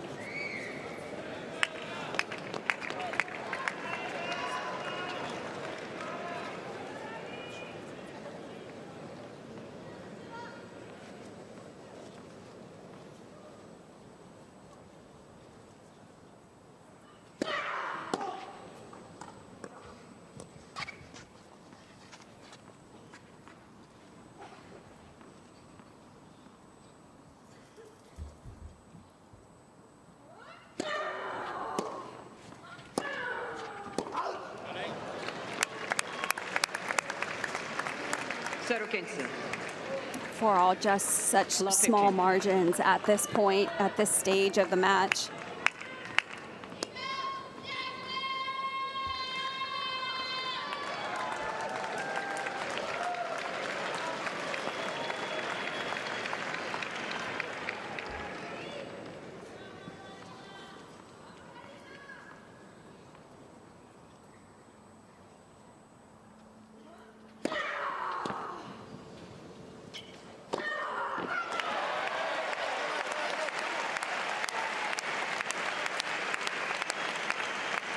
iguales 15-0.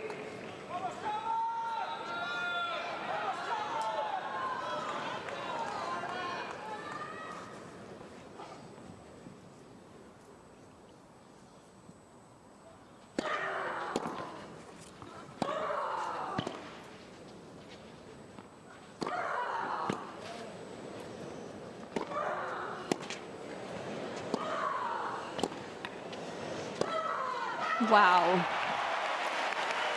Excellent job, because those were the type of points Sabalenka was not able to get through when Swiatek was getting so many of these balls back in play. Mixed it up better in that particular point, and let's go to the same spot.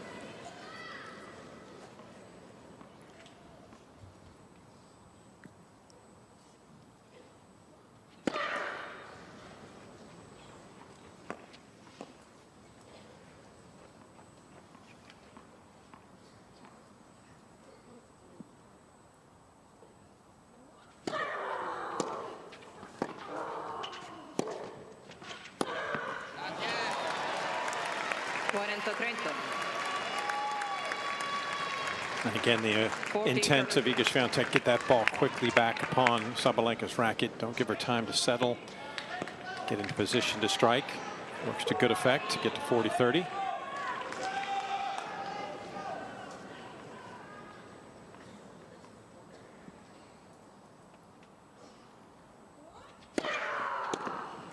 Aryna Sabalenka does her part. For the second consecutive set, she finds herself out in front 5-4. Didn't finish well in the opening set. She's hoping for a reverse in fortune and seek a third set on championship day.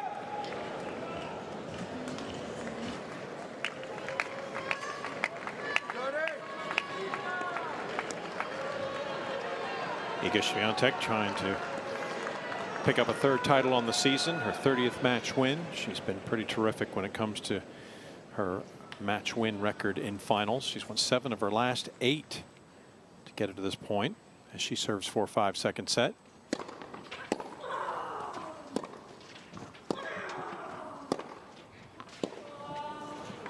For Swiatek in total, 19-4 record, but winning 7 last 8. You know who she lost to. That one loss in her last 8 finals. Sabalenka. Exactly. Right here, this very court, 12 months ago. Well done, Jim.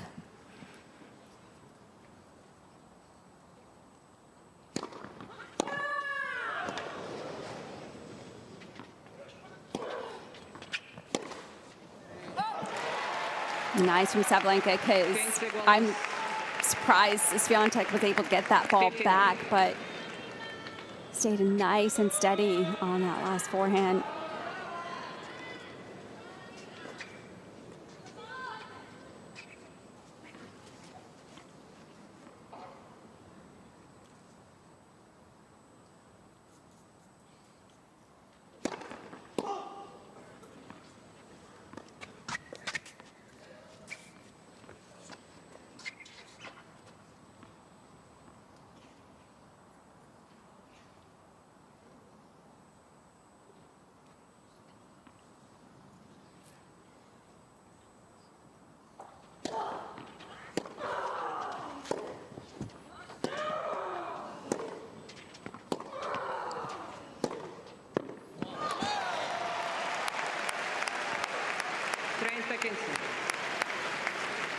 Sabalenka did a good job of getting that cross-court forehand from Swiatek back in the court. You could see she was fighting this one quite a bit and just landed too short.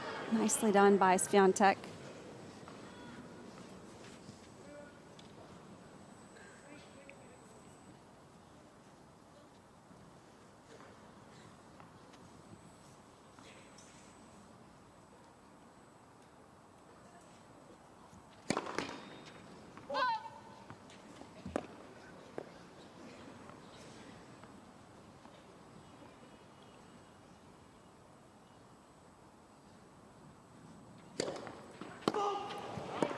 That was a good shot, because you know it was Swiatek could feel Sabalenka inching forward. How big she goes on the return. That second serve has got to be quality. Yeah, she can feel that just sort of pressure coming, almost as if Sabalenka's putting on a full court press. It draws the double fault and them even to 30 all.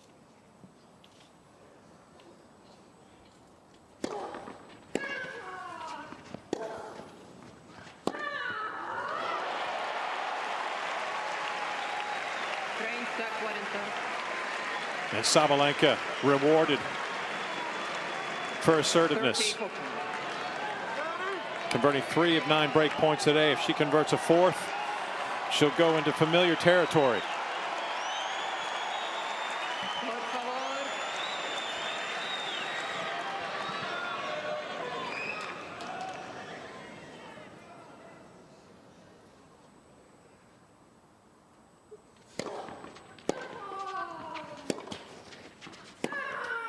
And why not?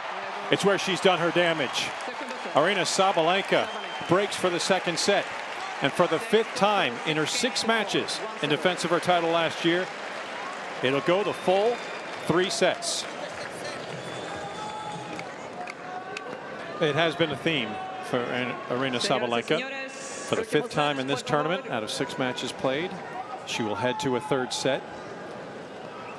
It's the 4th straight year that the Mutua Madrid Open Championship round has gone 3 sets. Sabalenka involved in 2 of those, and she emerges champion both times. She serves to start set number 3.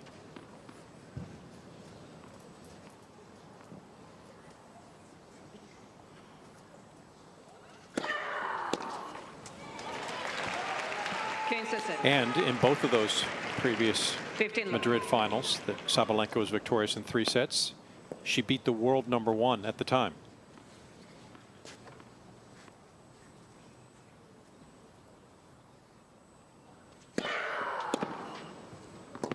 Swiatek last year and Barty, right? 2021. Barty in 2021, yep. In fact, those are her 2 clay court wins in now her 7th final, the only time, but she has had the opportunity and done the damage to knock off the reigning #1 in the process.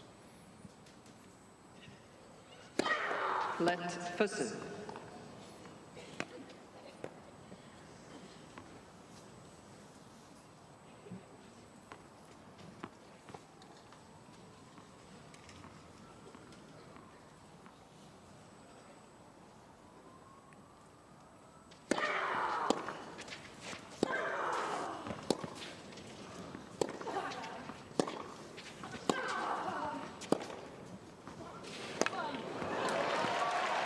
It's just too good of an angle from that position. 30-15. Again, I felt like that was a point that Swiatek had control, but sometimes, or Sabalenka had control, but sometimes Swiatek, even on the defense, she can come up with a very offensive shot.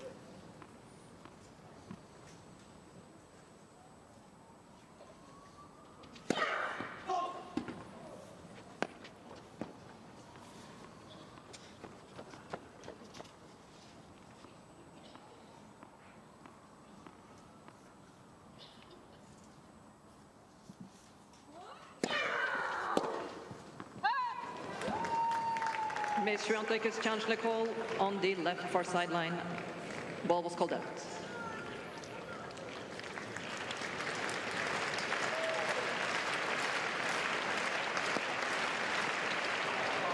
Ball stands 40-15.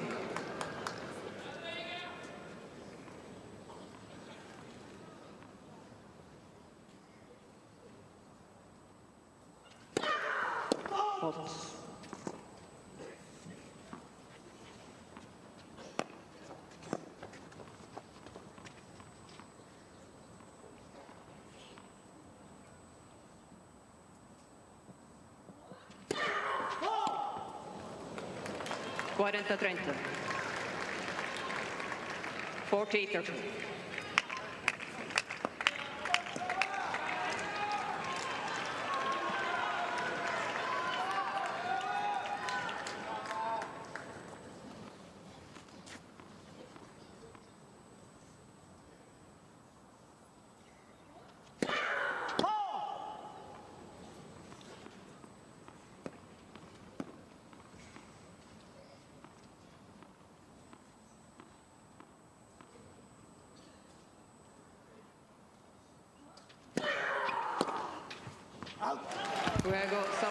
Sabalenka muy rápido to get the opening game.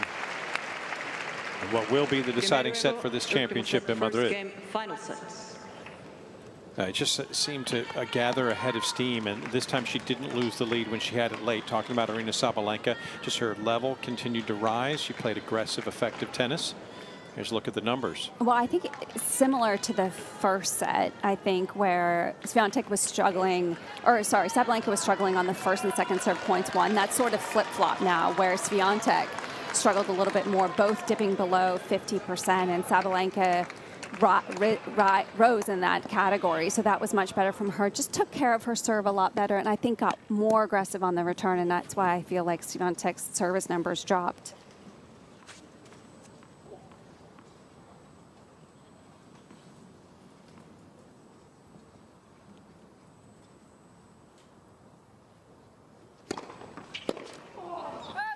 Historically, between these two in their 10th meeting, Swiatek holds the edge virtually in every category but one.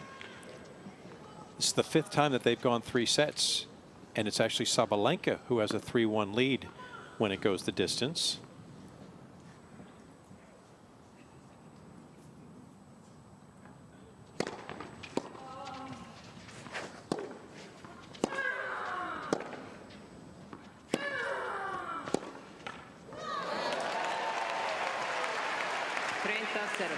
That's not easy to do, what Swiatek just did, redirecting down the line with that amount of pressure and pace on the ball.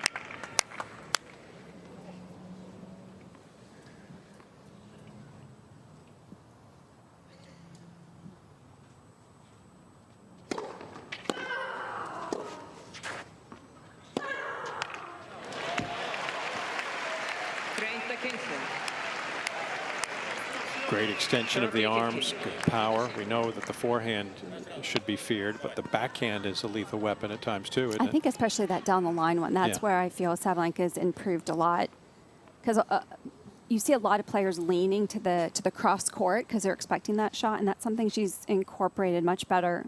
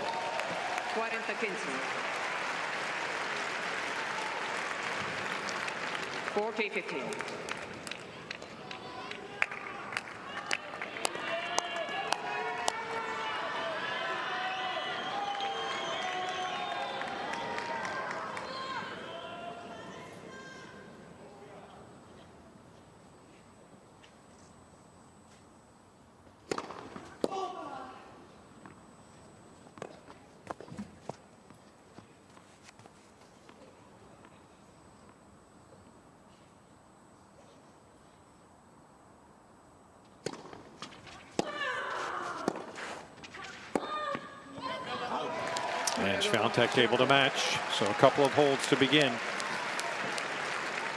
A contest that has seen 8 breaks combined. Both get off to solid starts.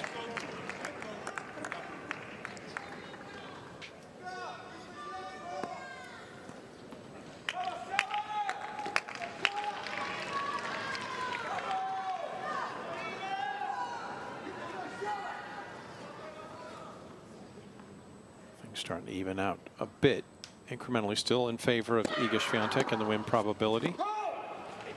I'm still registering in the fact that it's her 10th clay court final. She's a 3-time Roland Garros champion. She has the head-to-head 6-3, but Sabalenka has to really like her chances that she's put herself in this position. Definitely.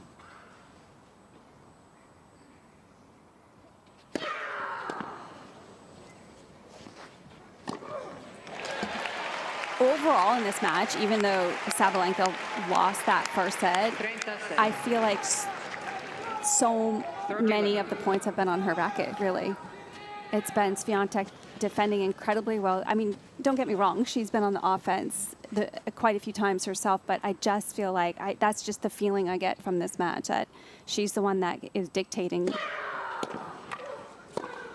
Yeah, Swiatek's doing what Swiatek does well, with the exception of the dip and serve, and you know, not there. But for Sabalenka, she does seem like the conduit through which the flow is going. The pace, the manner in which, and the level at which they're playing is dictated by her.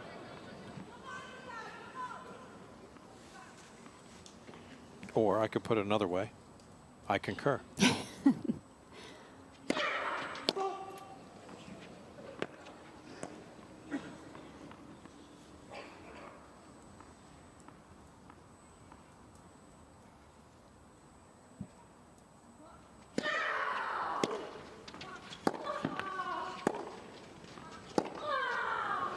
It's a little off balance. 31. That point might encapsulate what you're talking about as well. Swiatek always just gliding, ever so steady, keeps herself reined in, where Sabalenka is the one who leans into everything. Yep. She's going after her shots.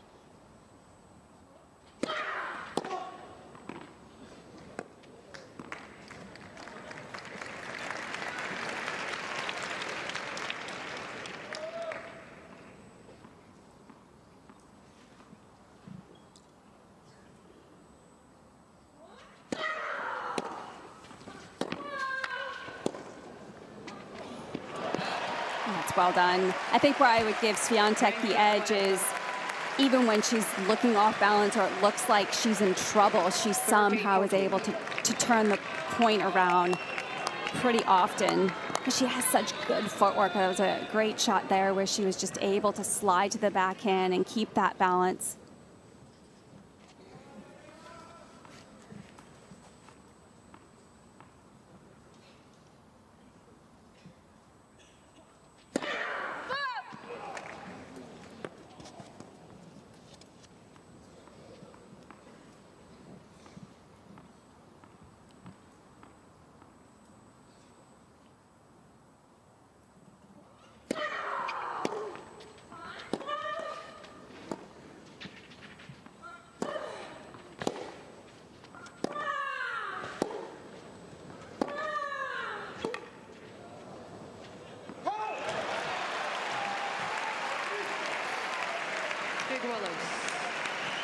Stick-to-itiveness paying off for Sabalenka.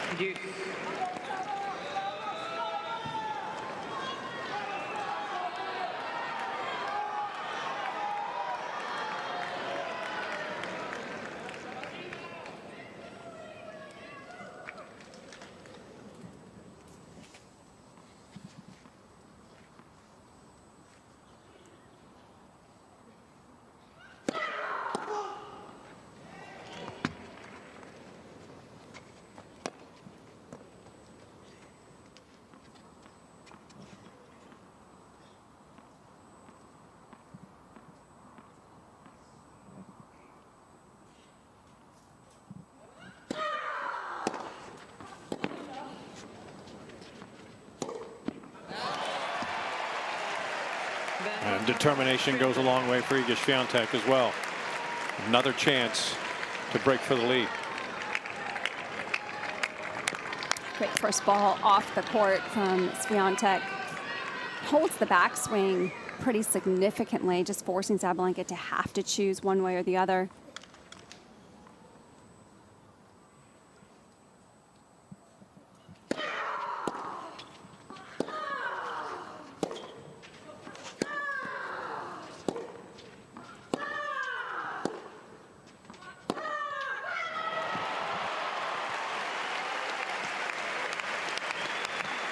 A cracker of a backhand finds purchase.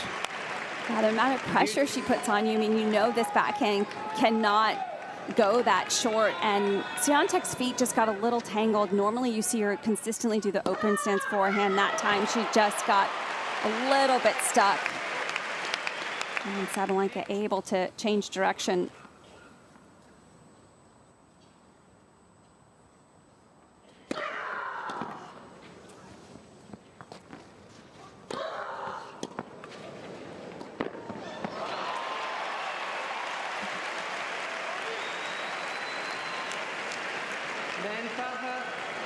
Sabalenka.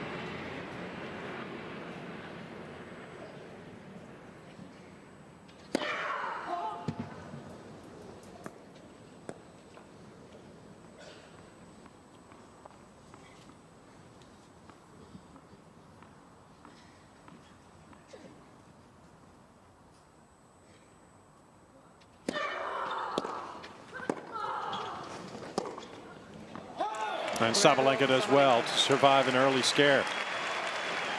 Holds Swiatek at bay. And they begin with 3 consecutive holds. Start the final set in Madrid. Sabalenka gana 2 games to 1.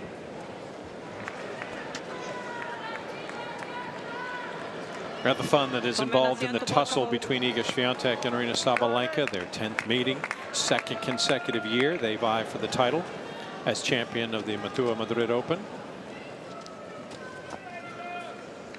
Iga Swiatek covets this title and looks to become the 10th woman to be able to raise the trophy in Madrid.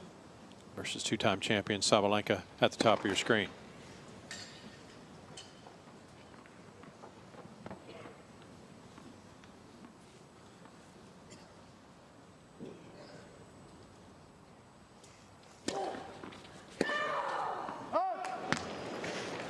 Princess 15 love.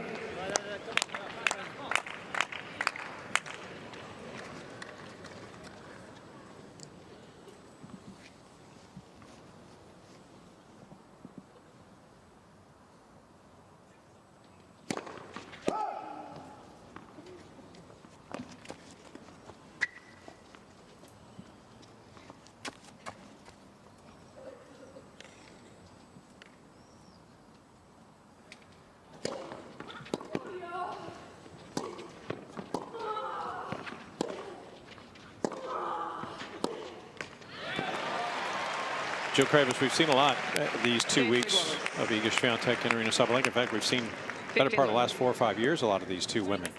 So I asked this question just to sort of deposit a little thought in your head. But as Aryna Sabalenka continues to be sort of the straw that stirs the drink in this match,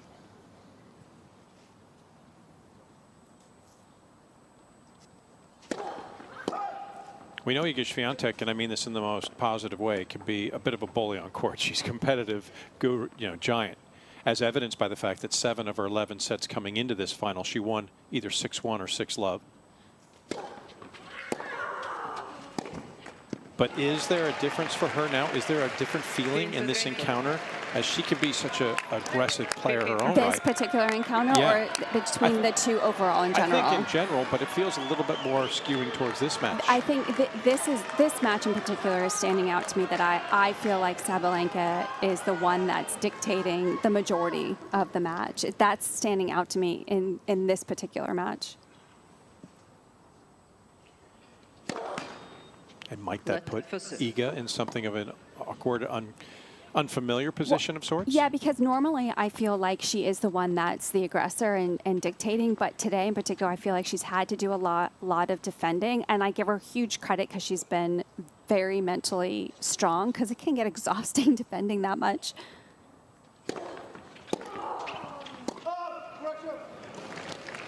Yeah, Iga knew it. Yeah. And she's fine. I mean, I don't think I've ever seen Swiatek play a match where she looks like she's getting tired or anything, so she could do that all day long. Sure. And she's used to facing that much power, but to have to consistently do that, it can be tiring.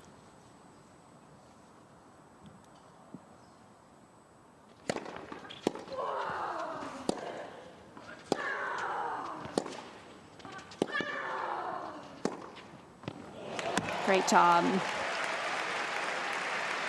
Where she's excellent is anything short, she's on top of it in a flash. Yeah,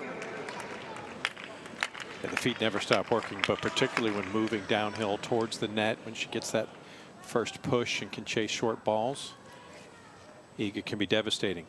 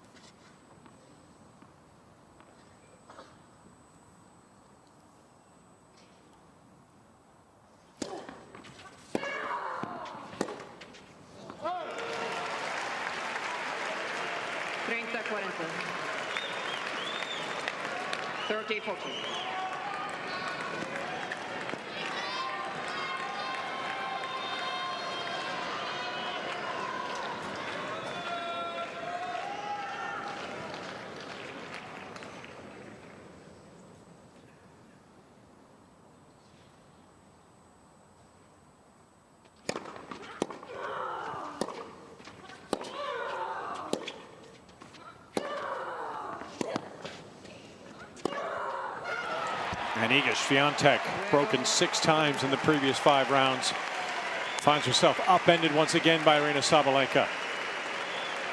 The defending champion breaks for a 5th time, and for the 2nd straight set, she finds herself with a 3-1 lead. That is very strong. 3 balls in a row, pretty much on the baseline. Love that first break opportunity in that game just unleashed no doubt in her mind. Had to defend a couple of break points in her previous service game, but did not falter.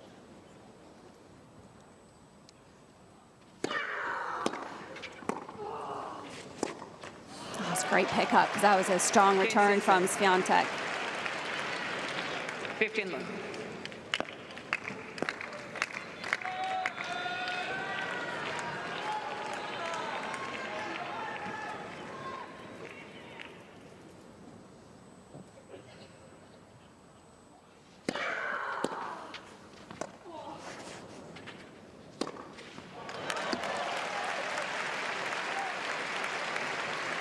Iguales, 15-0.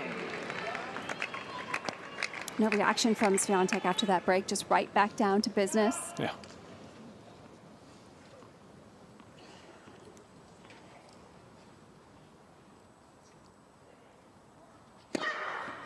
Yeah, almost as if her cap, the way it's bent on the brim, just sort of narrows her focus like blinders, right? I mean, she just is right back to work.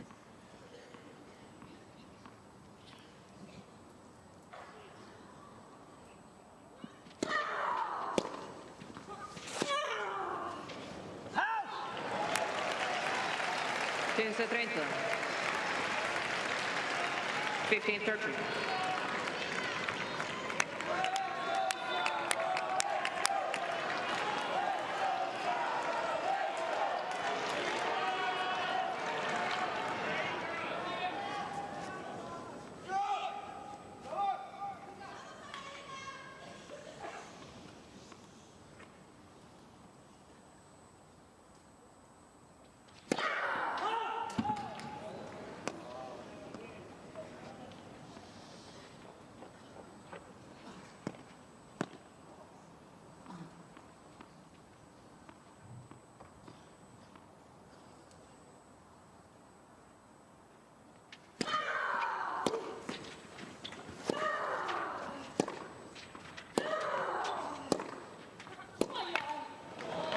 A much more aggressive game after all that talk about Sabalenka being the one aggressor. That's definitely a higher level return game from Swiatek.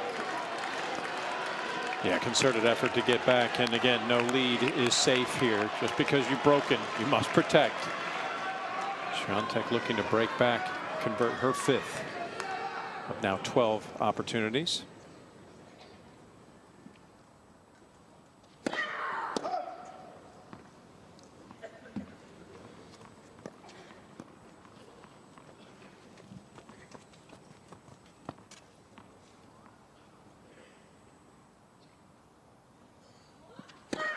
Let's second serve.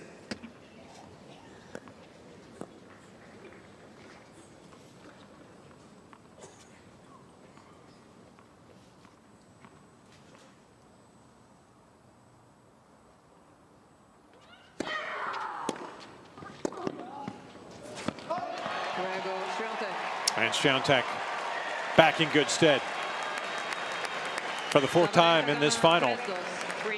Holding a break lead, doesn't stand up, and broken right back. And we're returned to on serve in set number 3.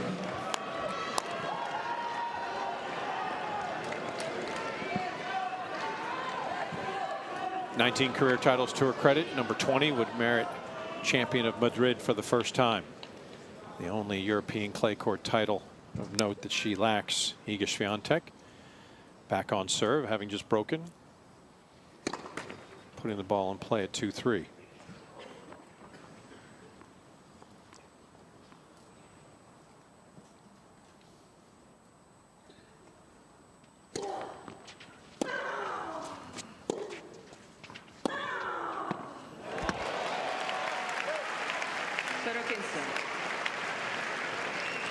Law 15.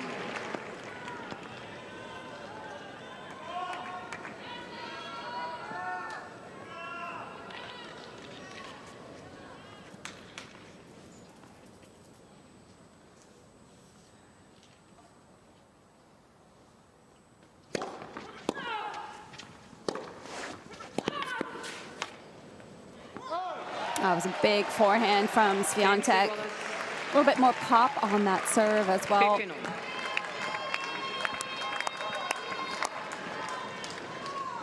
Couple minutes past 9 p.m. local time in Madrid.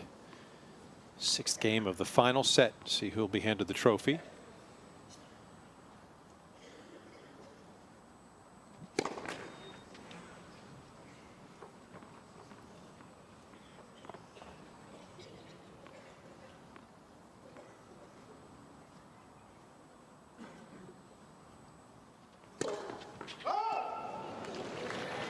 Match beginning 143 minutes ago. Began with 2 breaks of serve to start. Sabalenka built a 5-4 lead in the opening set before Swiatek won 3 straight games. Took a 1-set lead. They actually exchanged 4 breaks at the beginning of the 2nd set.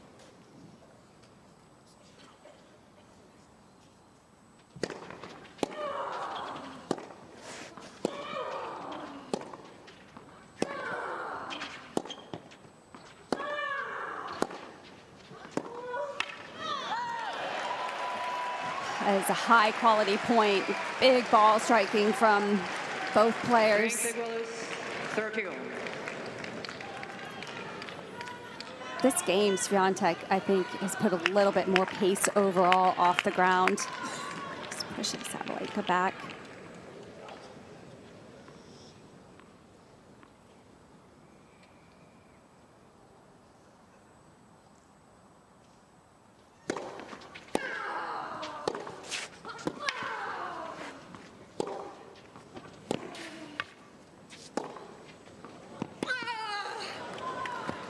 And Swiatek exerting quality control. Terrific striking off the ground. It's different this game, I think. I think she's really upped the pace off the ground. Especially in that point, she was the one that was leaning into the shots.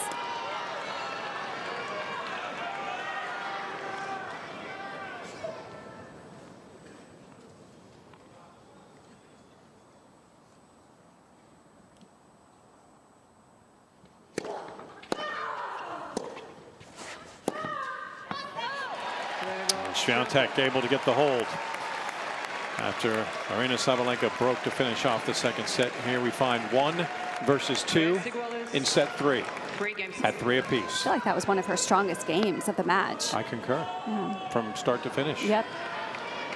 And finished well.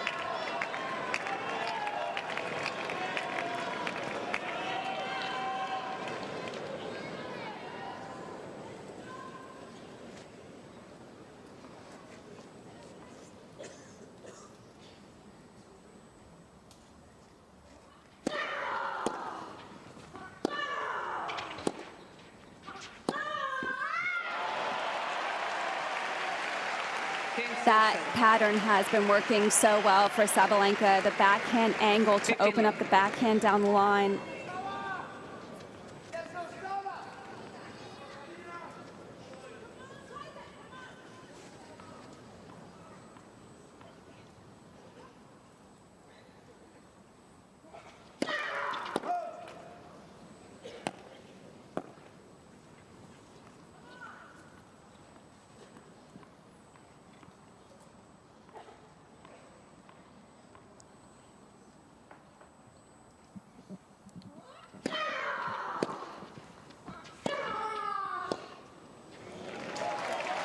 Well, the good news might be for everybody, including us, Jill, and tennis fan, and everybody at Manolo Santana Stadium. They seem to be bringing some of their best tennis down the stretch when it matters most here.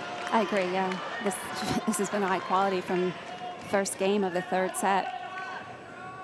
And the last thing you want to see is somebody back into a title or like that. Both of these women are eager to go out and grasp it and raising their level in the process. Miss Sabalenka is challenging Nicole on the left service line. Ball was called out. Julie Shenley in the chair said it well, so we'll wait.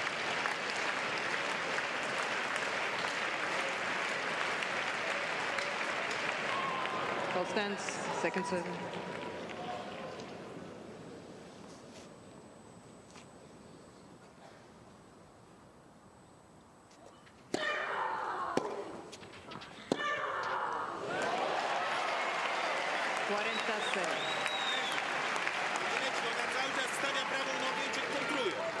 14.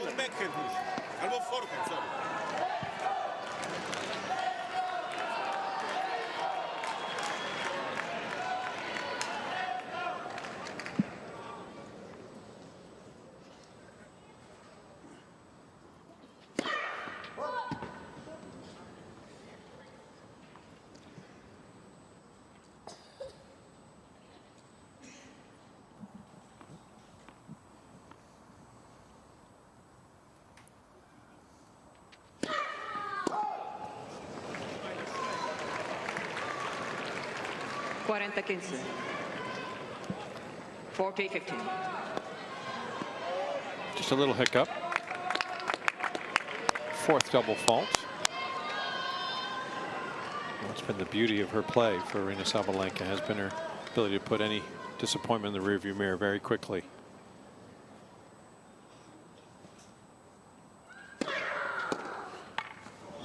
Not much to do about that, though. No. Those are quick hands. That was a pretty good serve. Probably would have wanted it to curve into her body a little bit better, but it's too quick from Swiatek. You're aiming for that inside close to the T hip, and she would have liked a little more turn. Is that correct?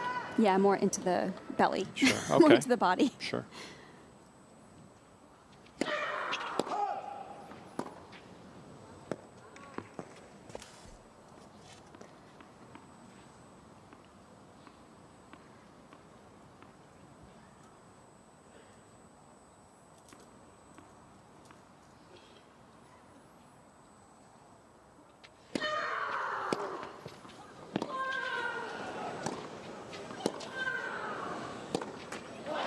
Well, Iga Swiatek made an aggressive stance and attack, but she couldn't finish the job.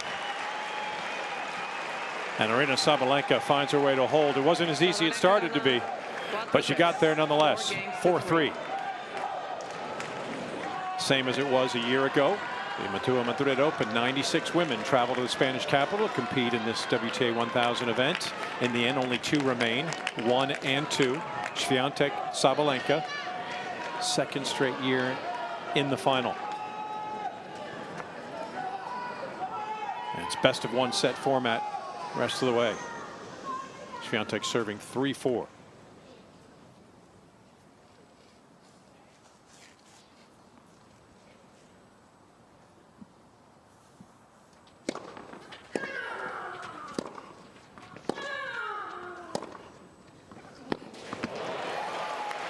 Just whipping that racket around, and I'm starting to see a little bit of an increase in the power from Swiatek. Jill, where's that coming from? The racket head speed, the footwork? A lot of it comes from the legs that you just push off the ground a little bit. You get a little lower with the legs, use that back leg well to really unleash and jump into the ball.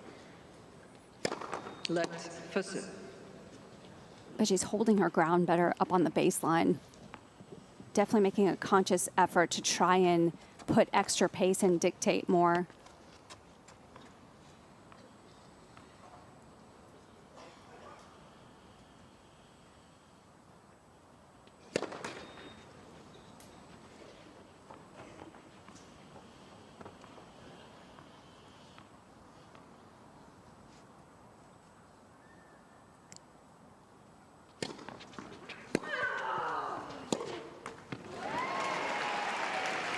Igualas. 15-0.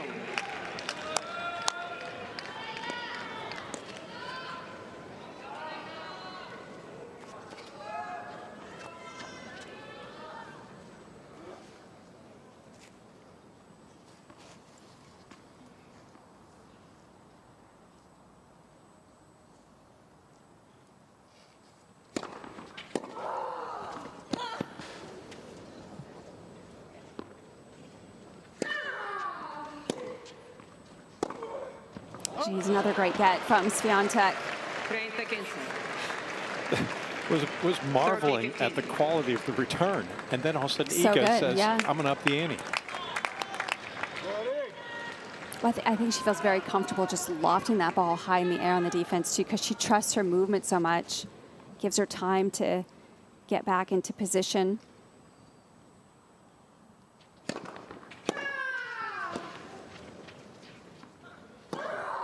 Sabalenka says, I'm sick of it coming back. This one does not. 13.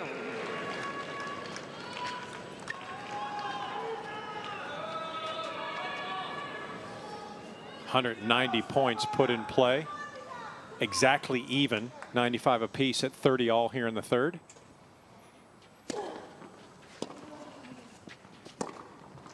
And one extra for Swiatek as she hits her 32nd winner. They've combined for 65 winners in this contest. Awesome. I know the quality has been absolutely amazing in this match.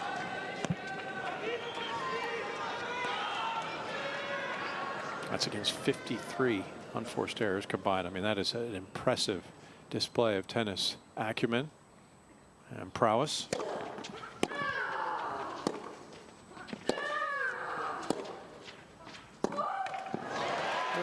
For all.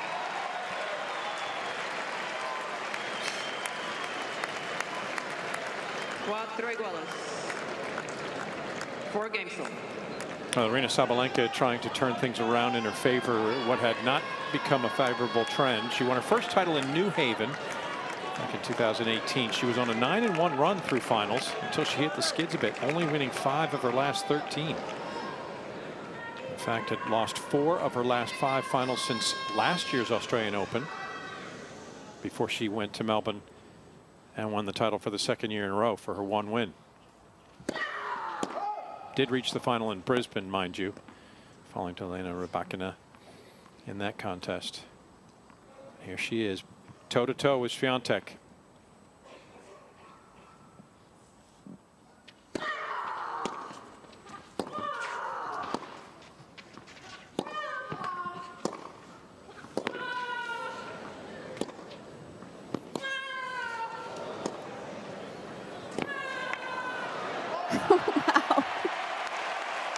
Sabalenka having to do so much running. Swiatek, very good concentration there just to pick her spot and keep Sabalenka on the move. Love 15.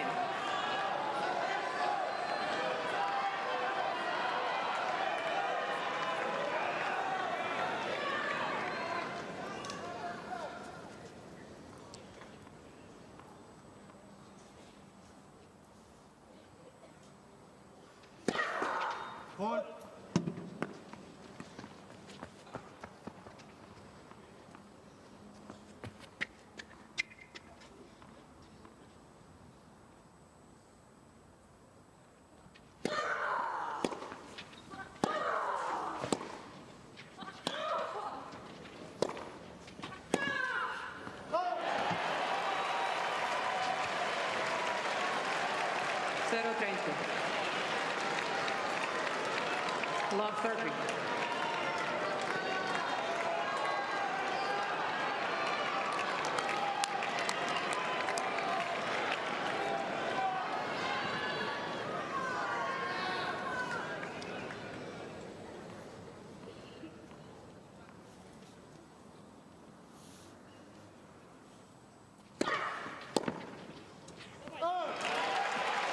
Tense 30.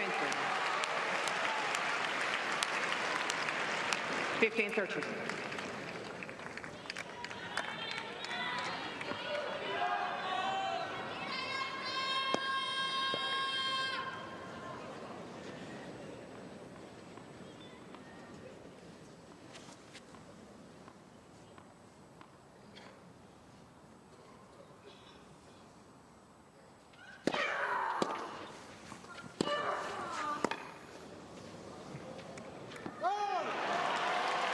Coming up with 2 big serves when she needed them. Love 30 down.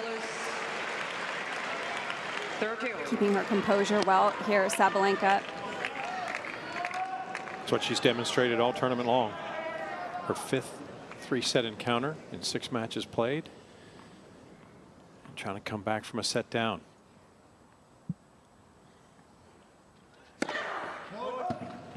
Not to mention against one of the GOATs now. She has to be amongst them as a front runner. You know, Swiatek's so tough to beat after she takes the opening set. Oh, Well done. What a gutsy serve. Wow. Gutsy is right. The girl's got moxie. 40-13. Went for it to get her third ace. Por favor. A chance to step oh so close to defending her title.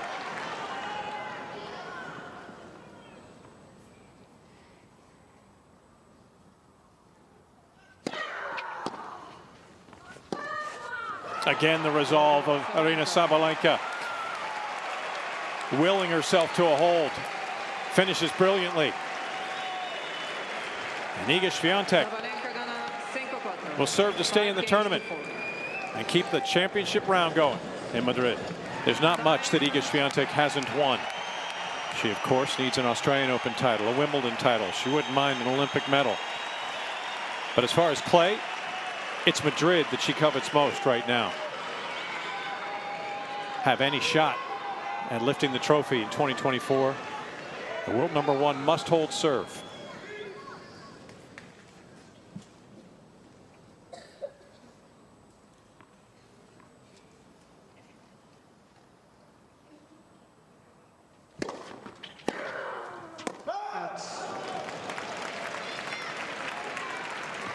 Kansas City.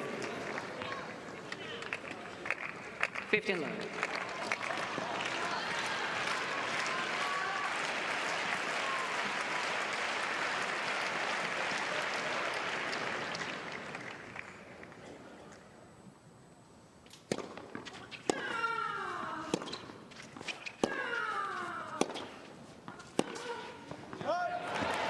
Just felt desperate to have to go for that good pace of the cross court from Swiatek.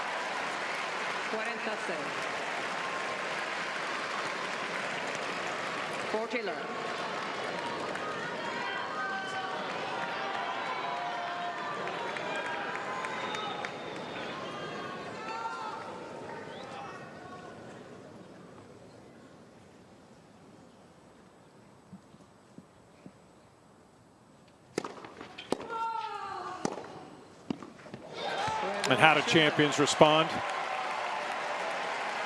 They shine.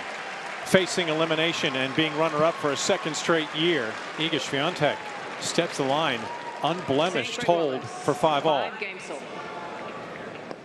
Yeah, just kept her head down, very focused. An excellent game from Swiatek. Again, she just keeps pushing in. She ups the ante each time. She has, yeah. To this point, Sabalenka has done well with her response.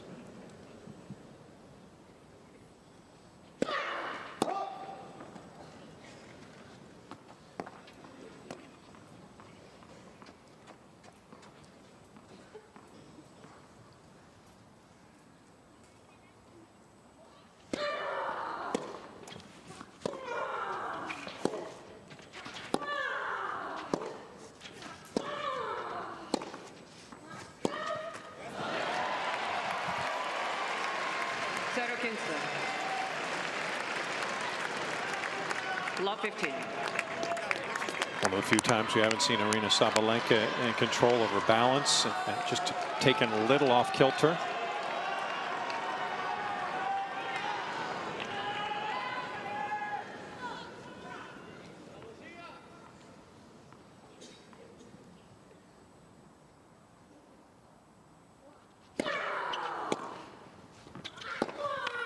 And right back to bounce. I was meaning in this set, of course. Yeah, Talking about this set. But yeah, that's more like it, and that'll please her camp as well as Aryna herself. Well, she's so smart going cross court on that as well, going behind Swiatek. Swiatek waiting for the backhand down the line that Sabalenka has been using a lot.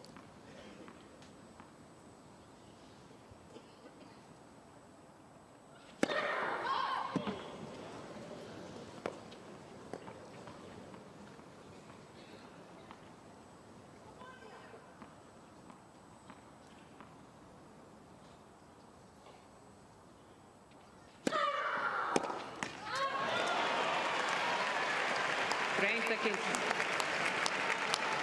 30-15.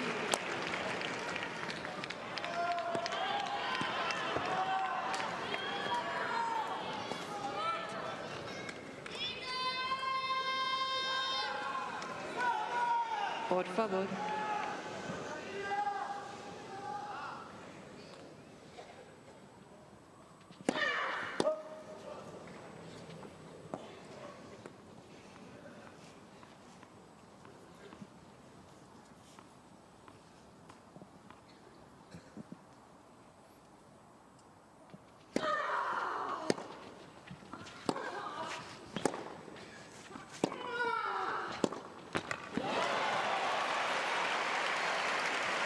Really strong off the back foot there from Sabalenka. 40-15.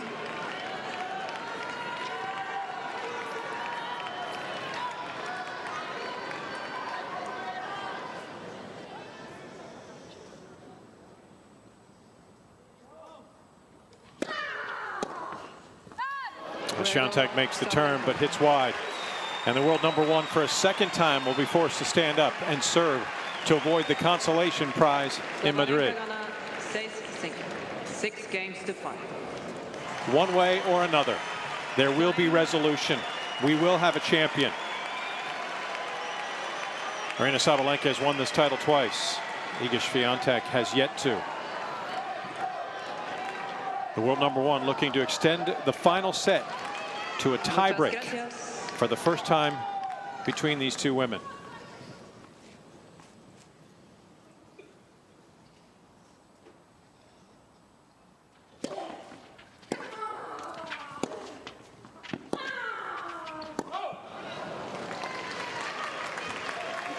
Kansas City.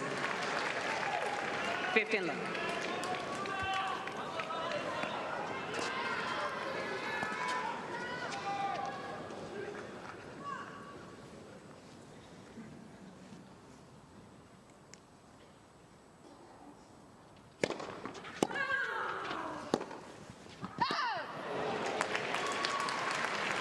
Iguales.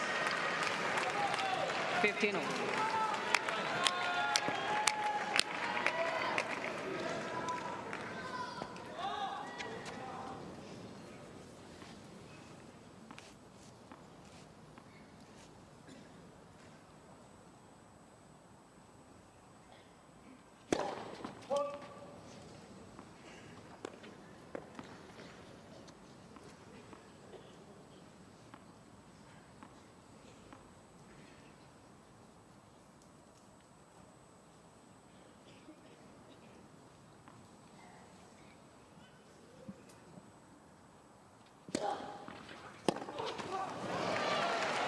Interesting, Sabalenka choosing to stay a little further behind the baseline on that return.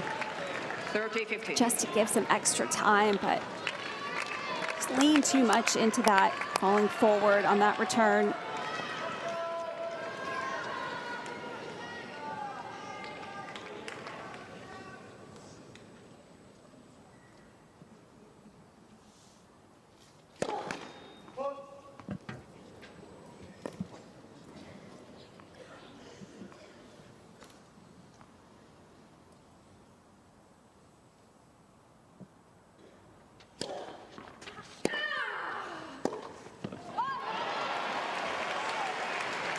Iguales.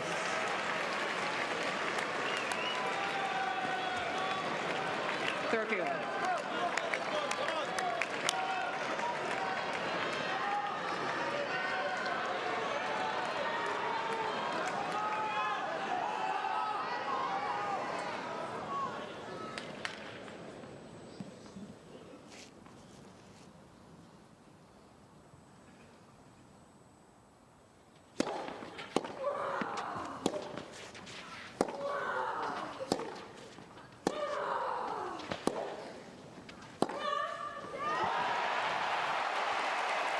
She knew it.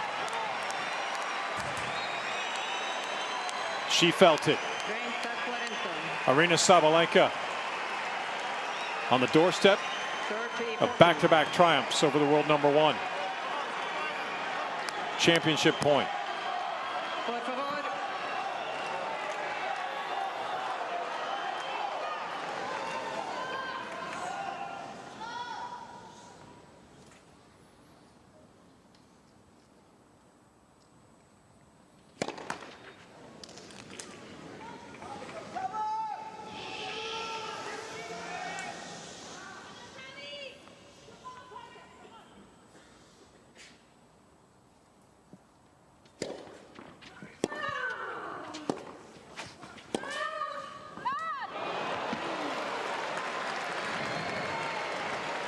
Iga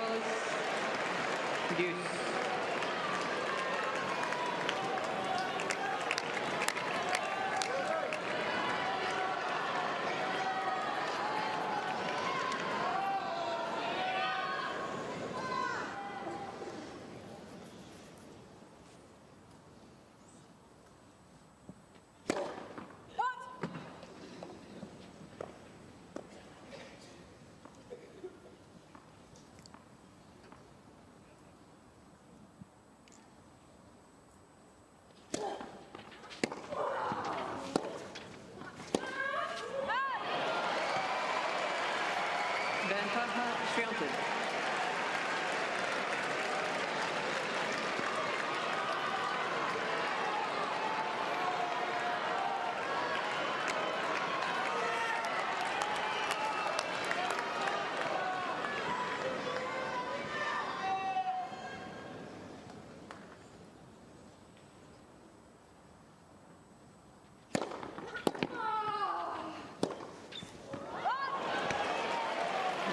She's hoping to catch the edge. There might have been a little alteration in the trajectory of the ball at the end that caused Iga to maybe question this.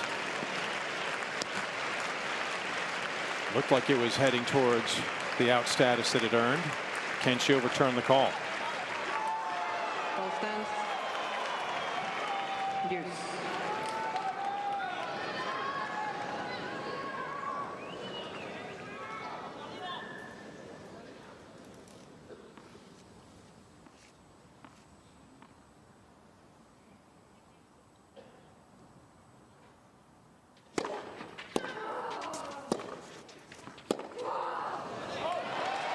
It's a heavy, big forehand from Swiatek.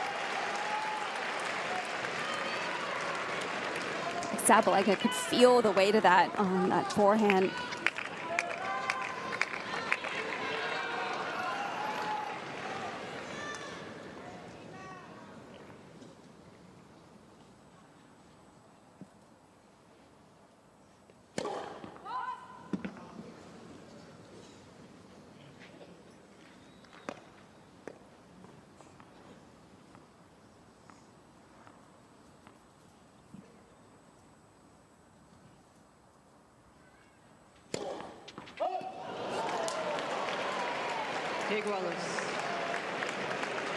Deuce.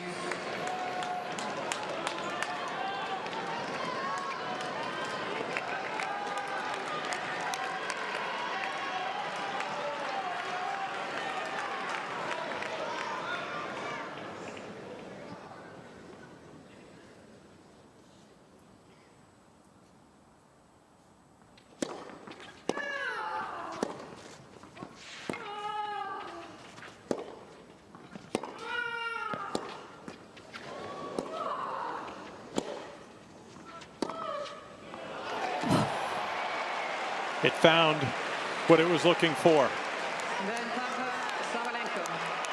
The precision of Aryna Sabalenka brings her to a second championship point.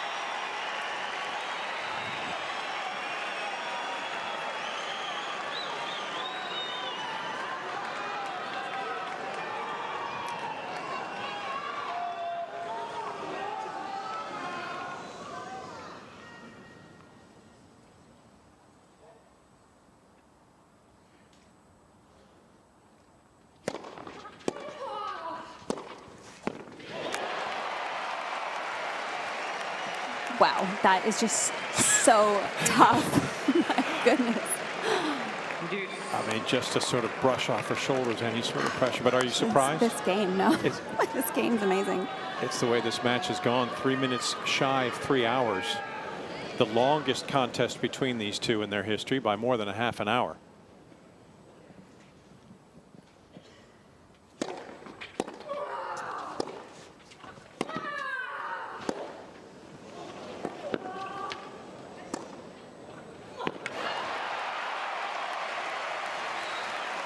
And Swiatek forcing Sabalenka to take the scenic route around Madrid once more. Had her on the run and delivers.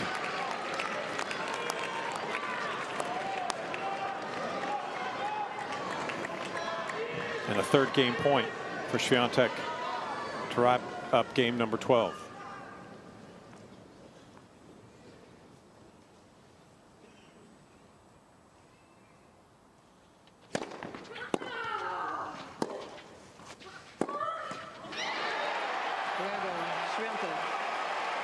And so it has come to this at this WTA 1000 event. The best player on clay the last 4 years. 3-time Roland Garros champion Iga Swiatek taking on the best player in Madrid the last 4 years. 2-time champion Aryna Sabalenka. They played 24 sets in their history. They have never played a tiebreak. They will now to decide the champion of Madrid.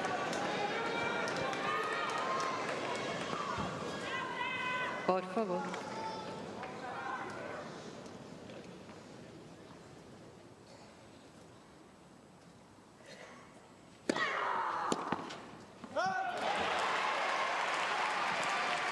Uno cero. 1-0. Sabalenka.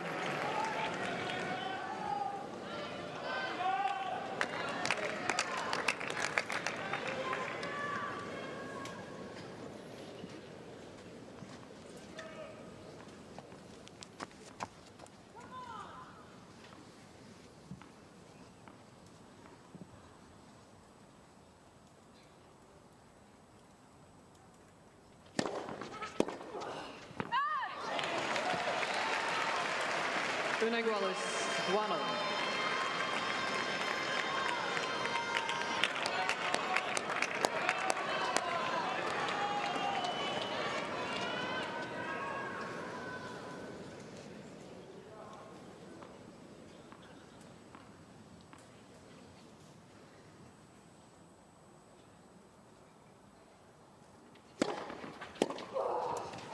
You saw that this has reached the 3-hour mark, the longest encounter between these two. The previous longest was last year's final, 2 hours and 26 minutes.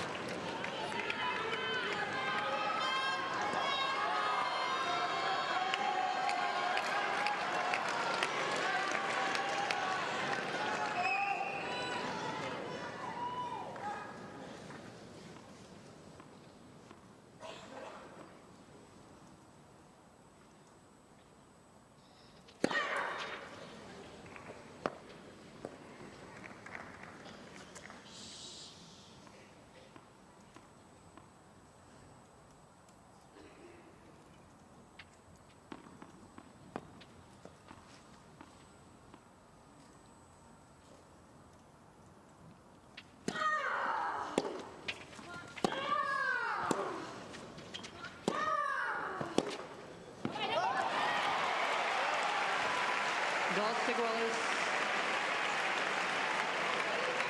2-0.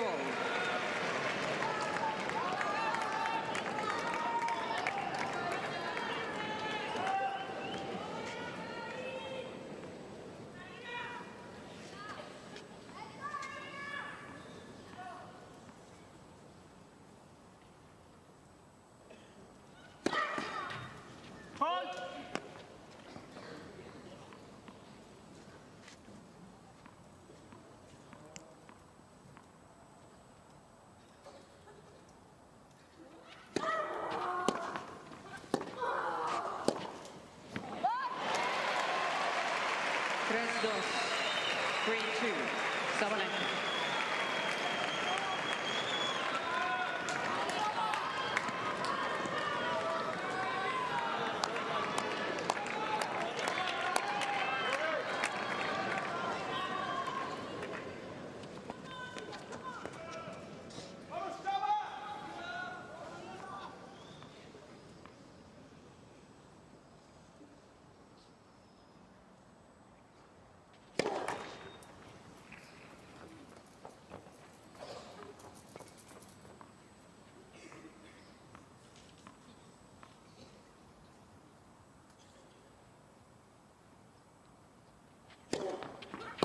Correction's good.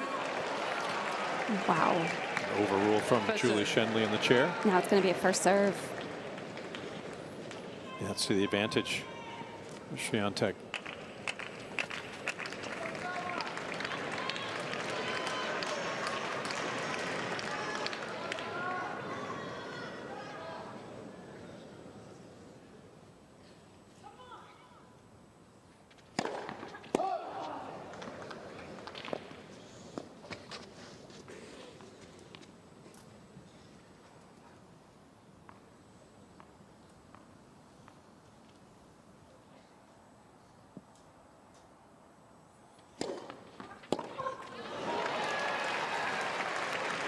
Iguales 3-0.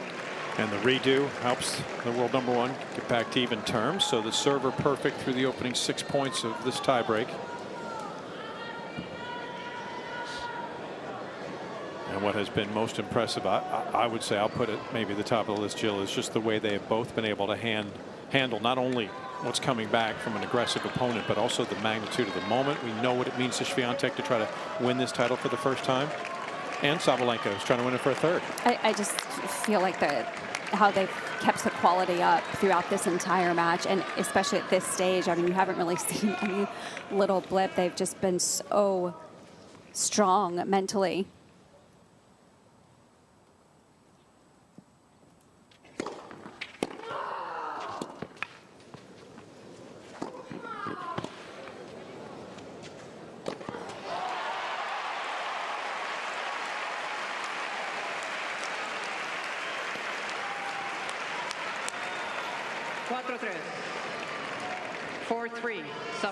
Just a tiny fissure. A mini break chance now for Sabalenka.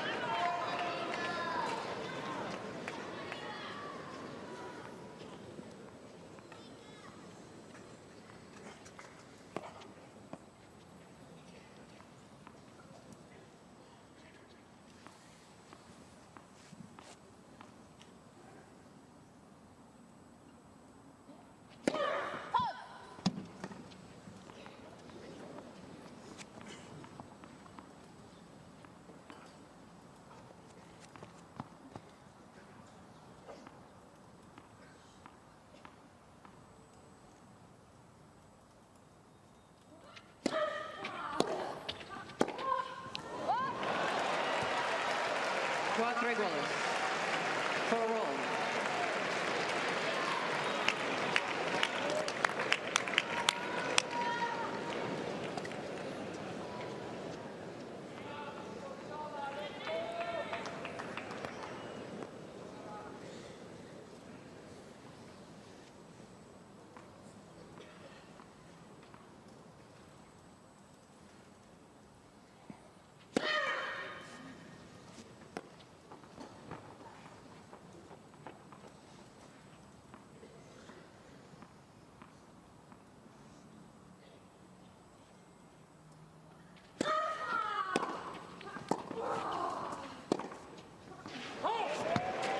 Ms. Swiatek is challenged Nicole. On the right baseline, ball was called out.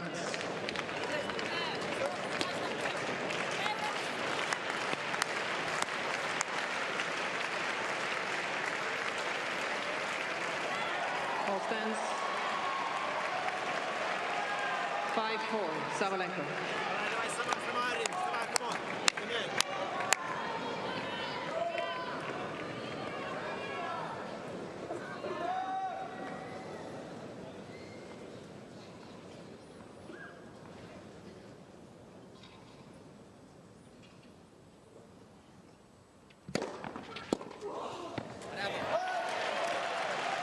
Right spot.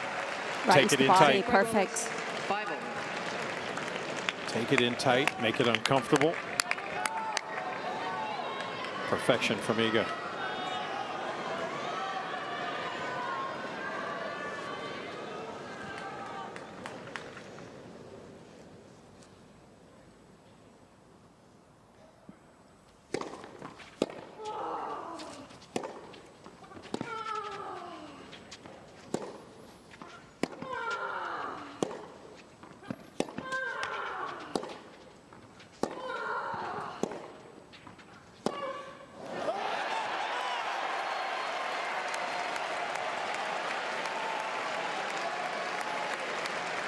6-5,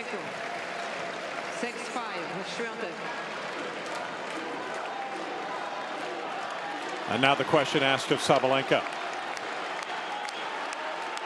15 minutes after she first held championship point, it's Iga Swiatek's turn.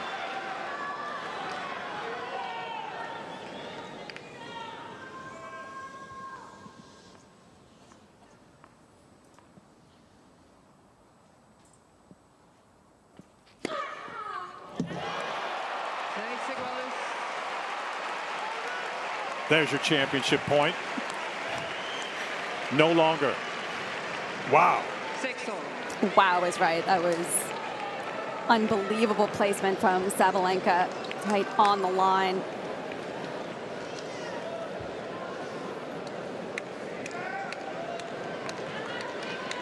Magnificent tennis between world number 1 Iga Swiatek and Aryna Sabalenka, predominantly through this now approaching 3 hours and 10 minutes.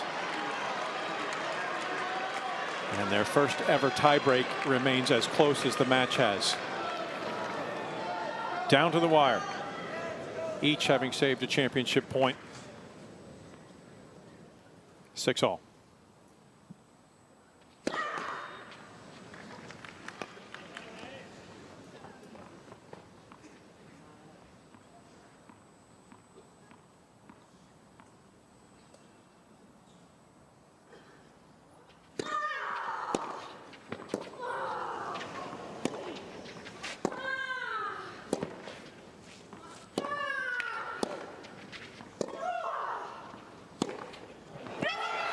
That's long. Championship point number 3 for the defending champion. 7-6, Sabalenka.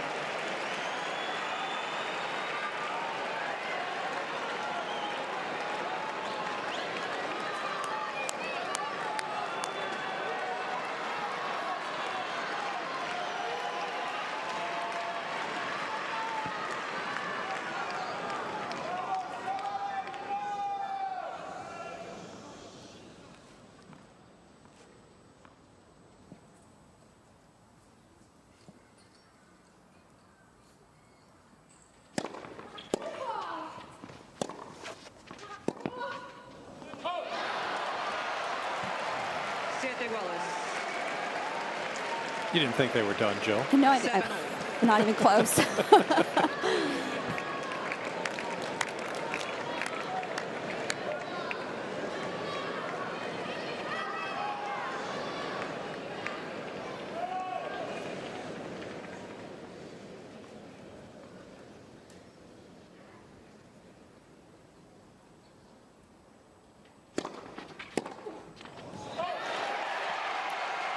And Swiatek settles her nerve. 8-7, Swiatek.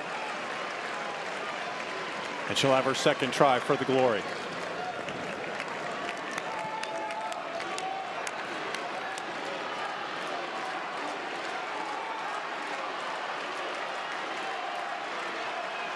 Por favor.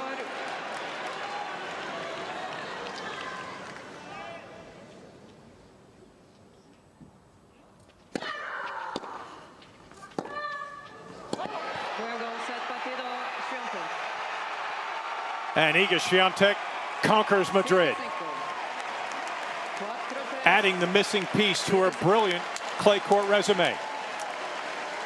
Her 20th career title comes in the Spanish capital, and the most dominant player on clay the last 4 years will receive her prize.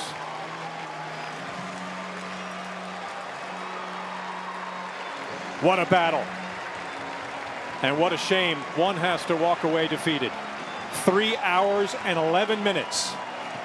And the chase is over for Iga Swiatek, the world number 1 champion of the Madrid Open.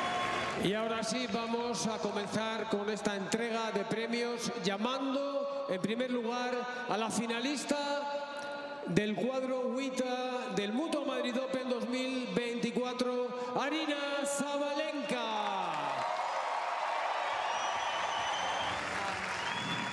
Is it working? Yeah, it's working. Well, I mean, I don't know, last month's been kind of like intense for me and feels like I haven't been on stage for forever. So I don't know, I'm speechless right now. But thank you so much for such an incredible tournament. Always enjoy my time here. Thank you so much for the atmosphere. You guys make this place very special for me, and I enjoy playing. I enjoy playing in front of you all, and I just try to make this match as long as possible, to enjoy as long as I can this beautiful court and atmosphere.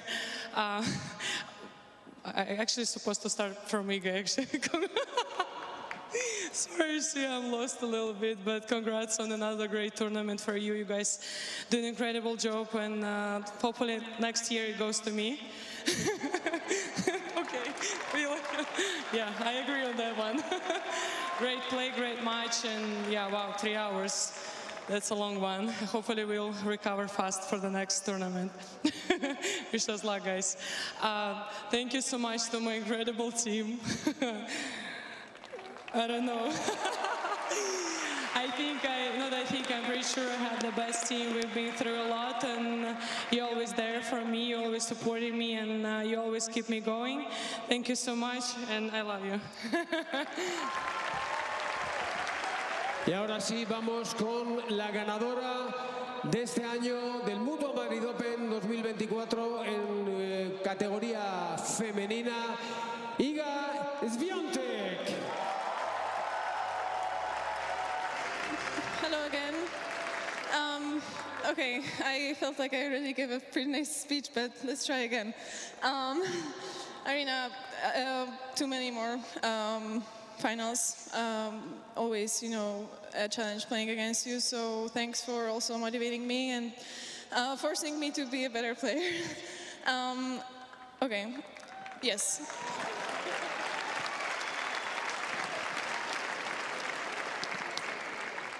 I want to thank my team.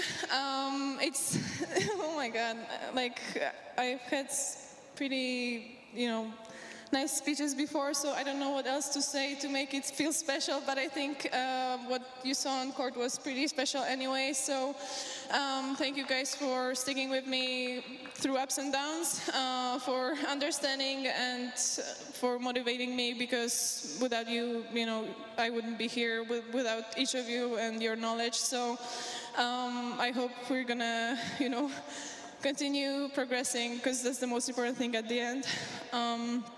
Yes, and I want to thank my family who's watching, my sponsors, tournament sponsors, everybody who's making this tournament possible. Also volunteers, ball kids, sorry for mean faces sometimes. And yeah, and thank you guys, sorry, I'm too tired. Thank you for watching till the end and for amazing atmosphere. As I said, it's always a pleasure to be back in Madrid, so I'll be already looking forward for next year, and yeah, have a good evening.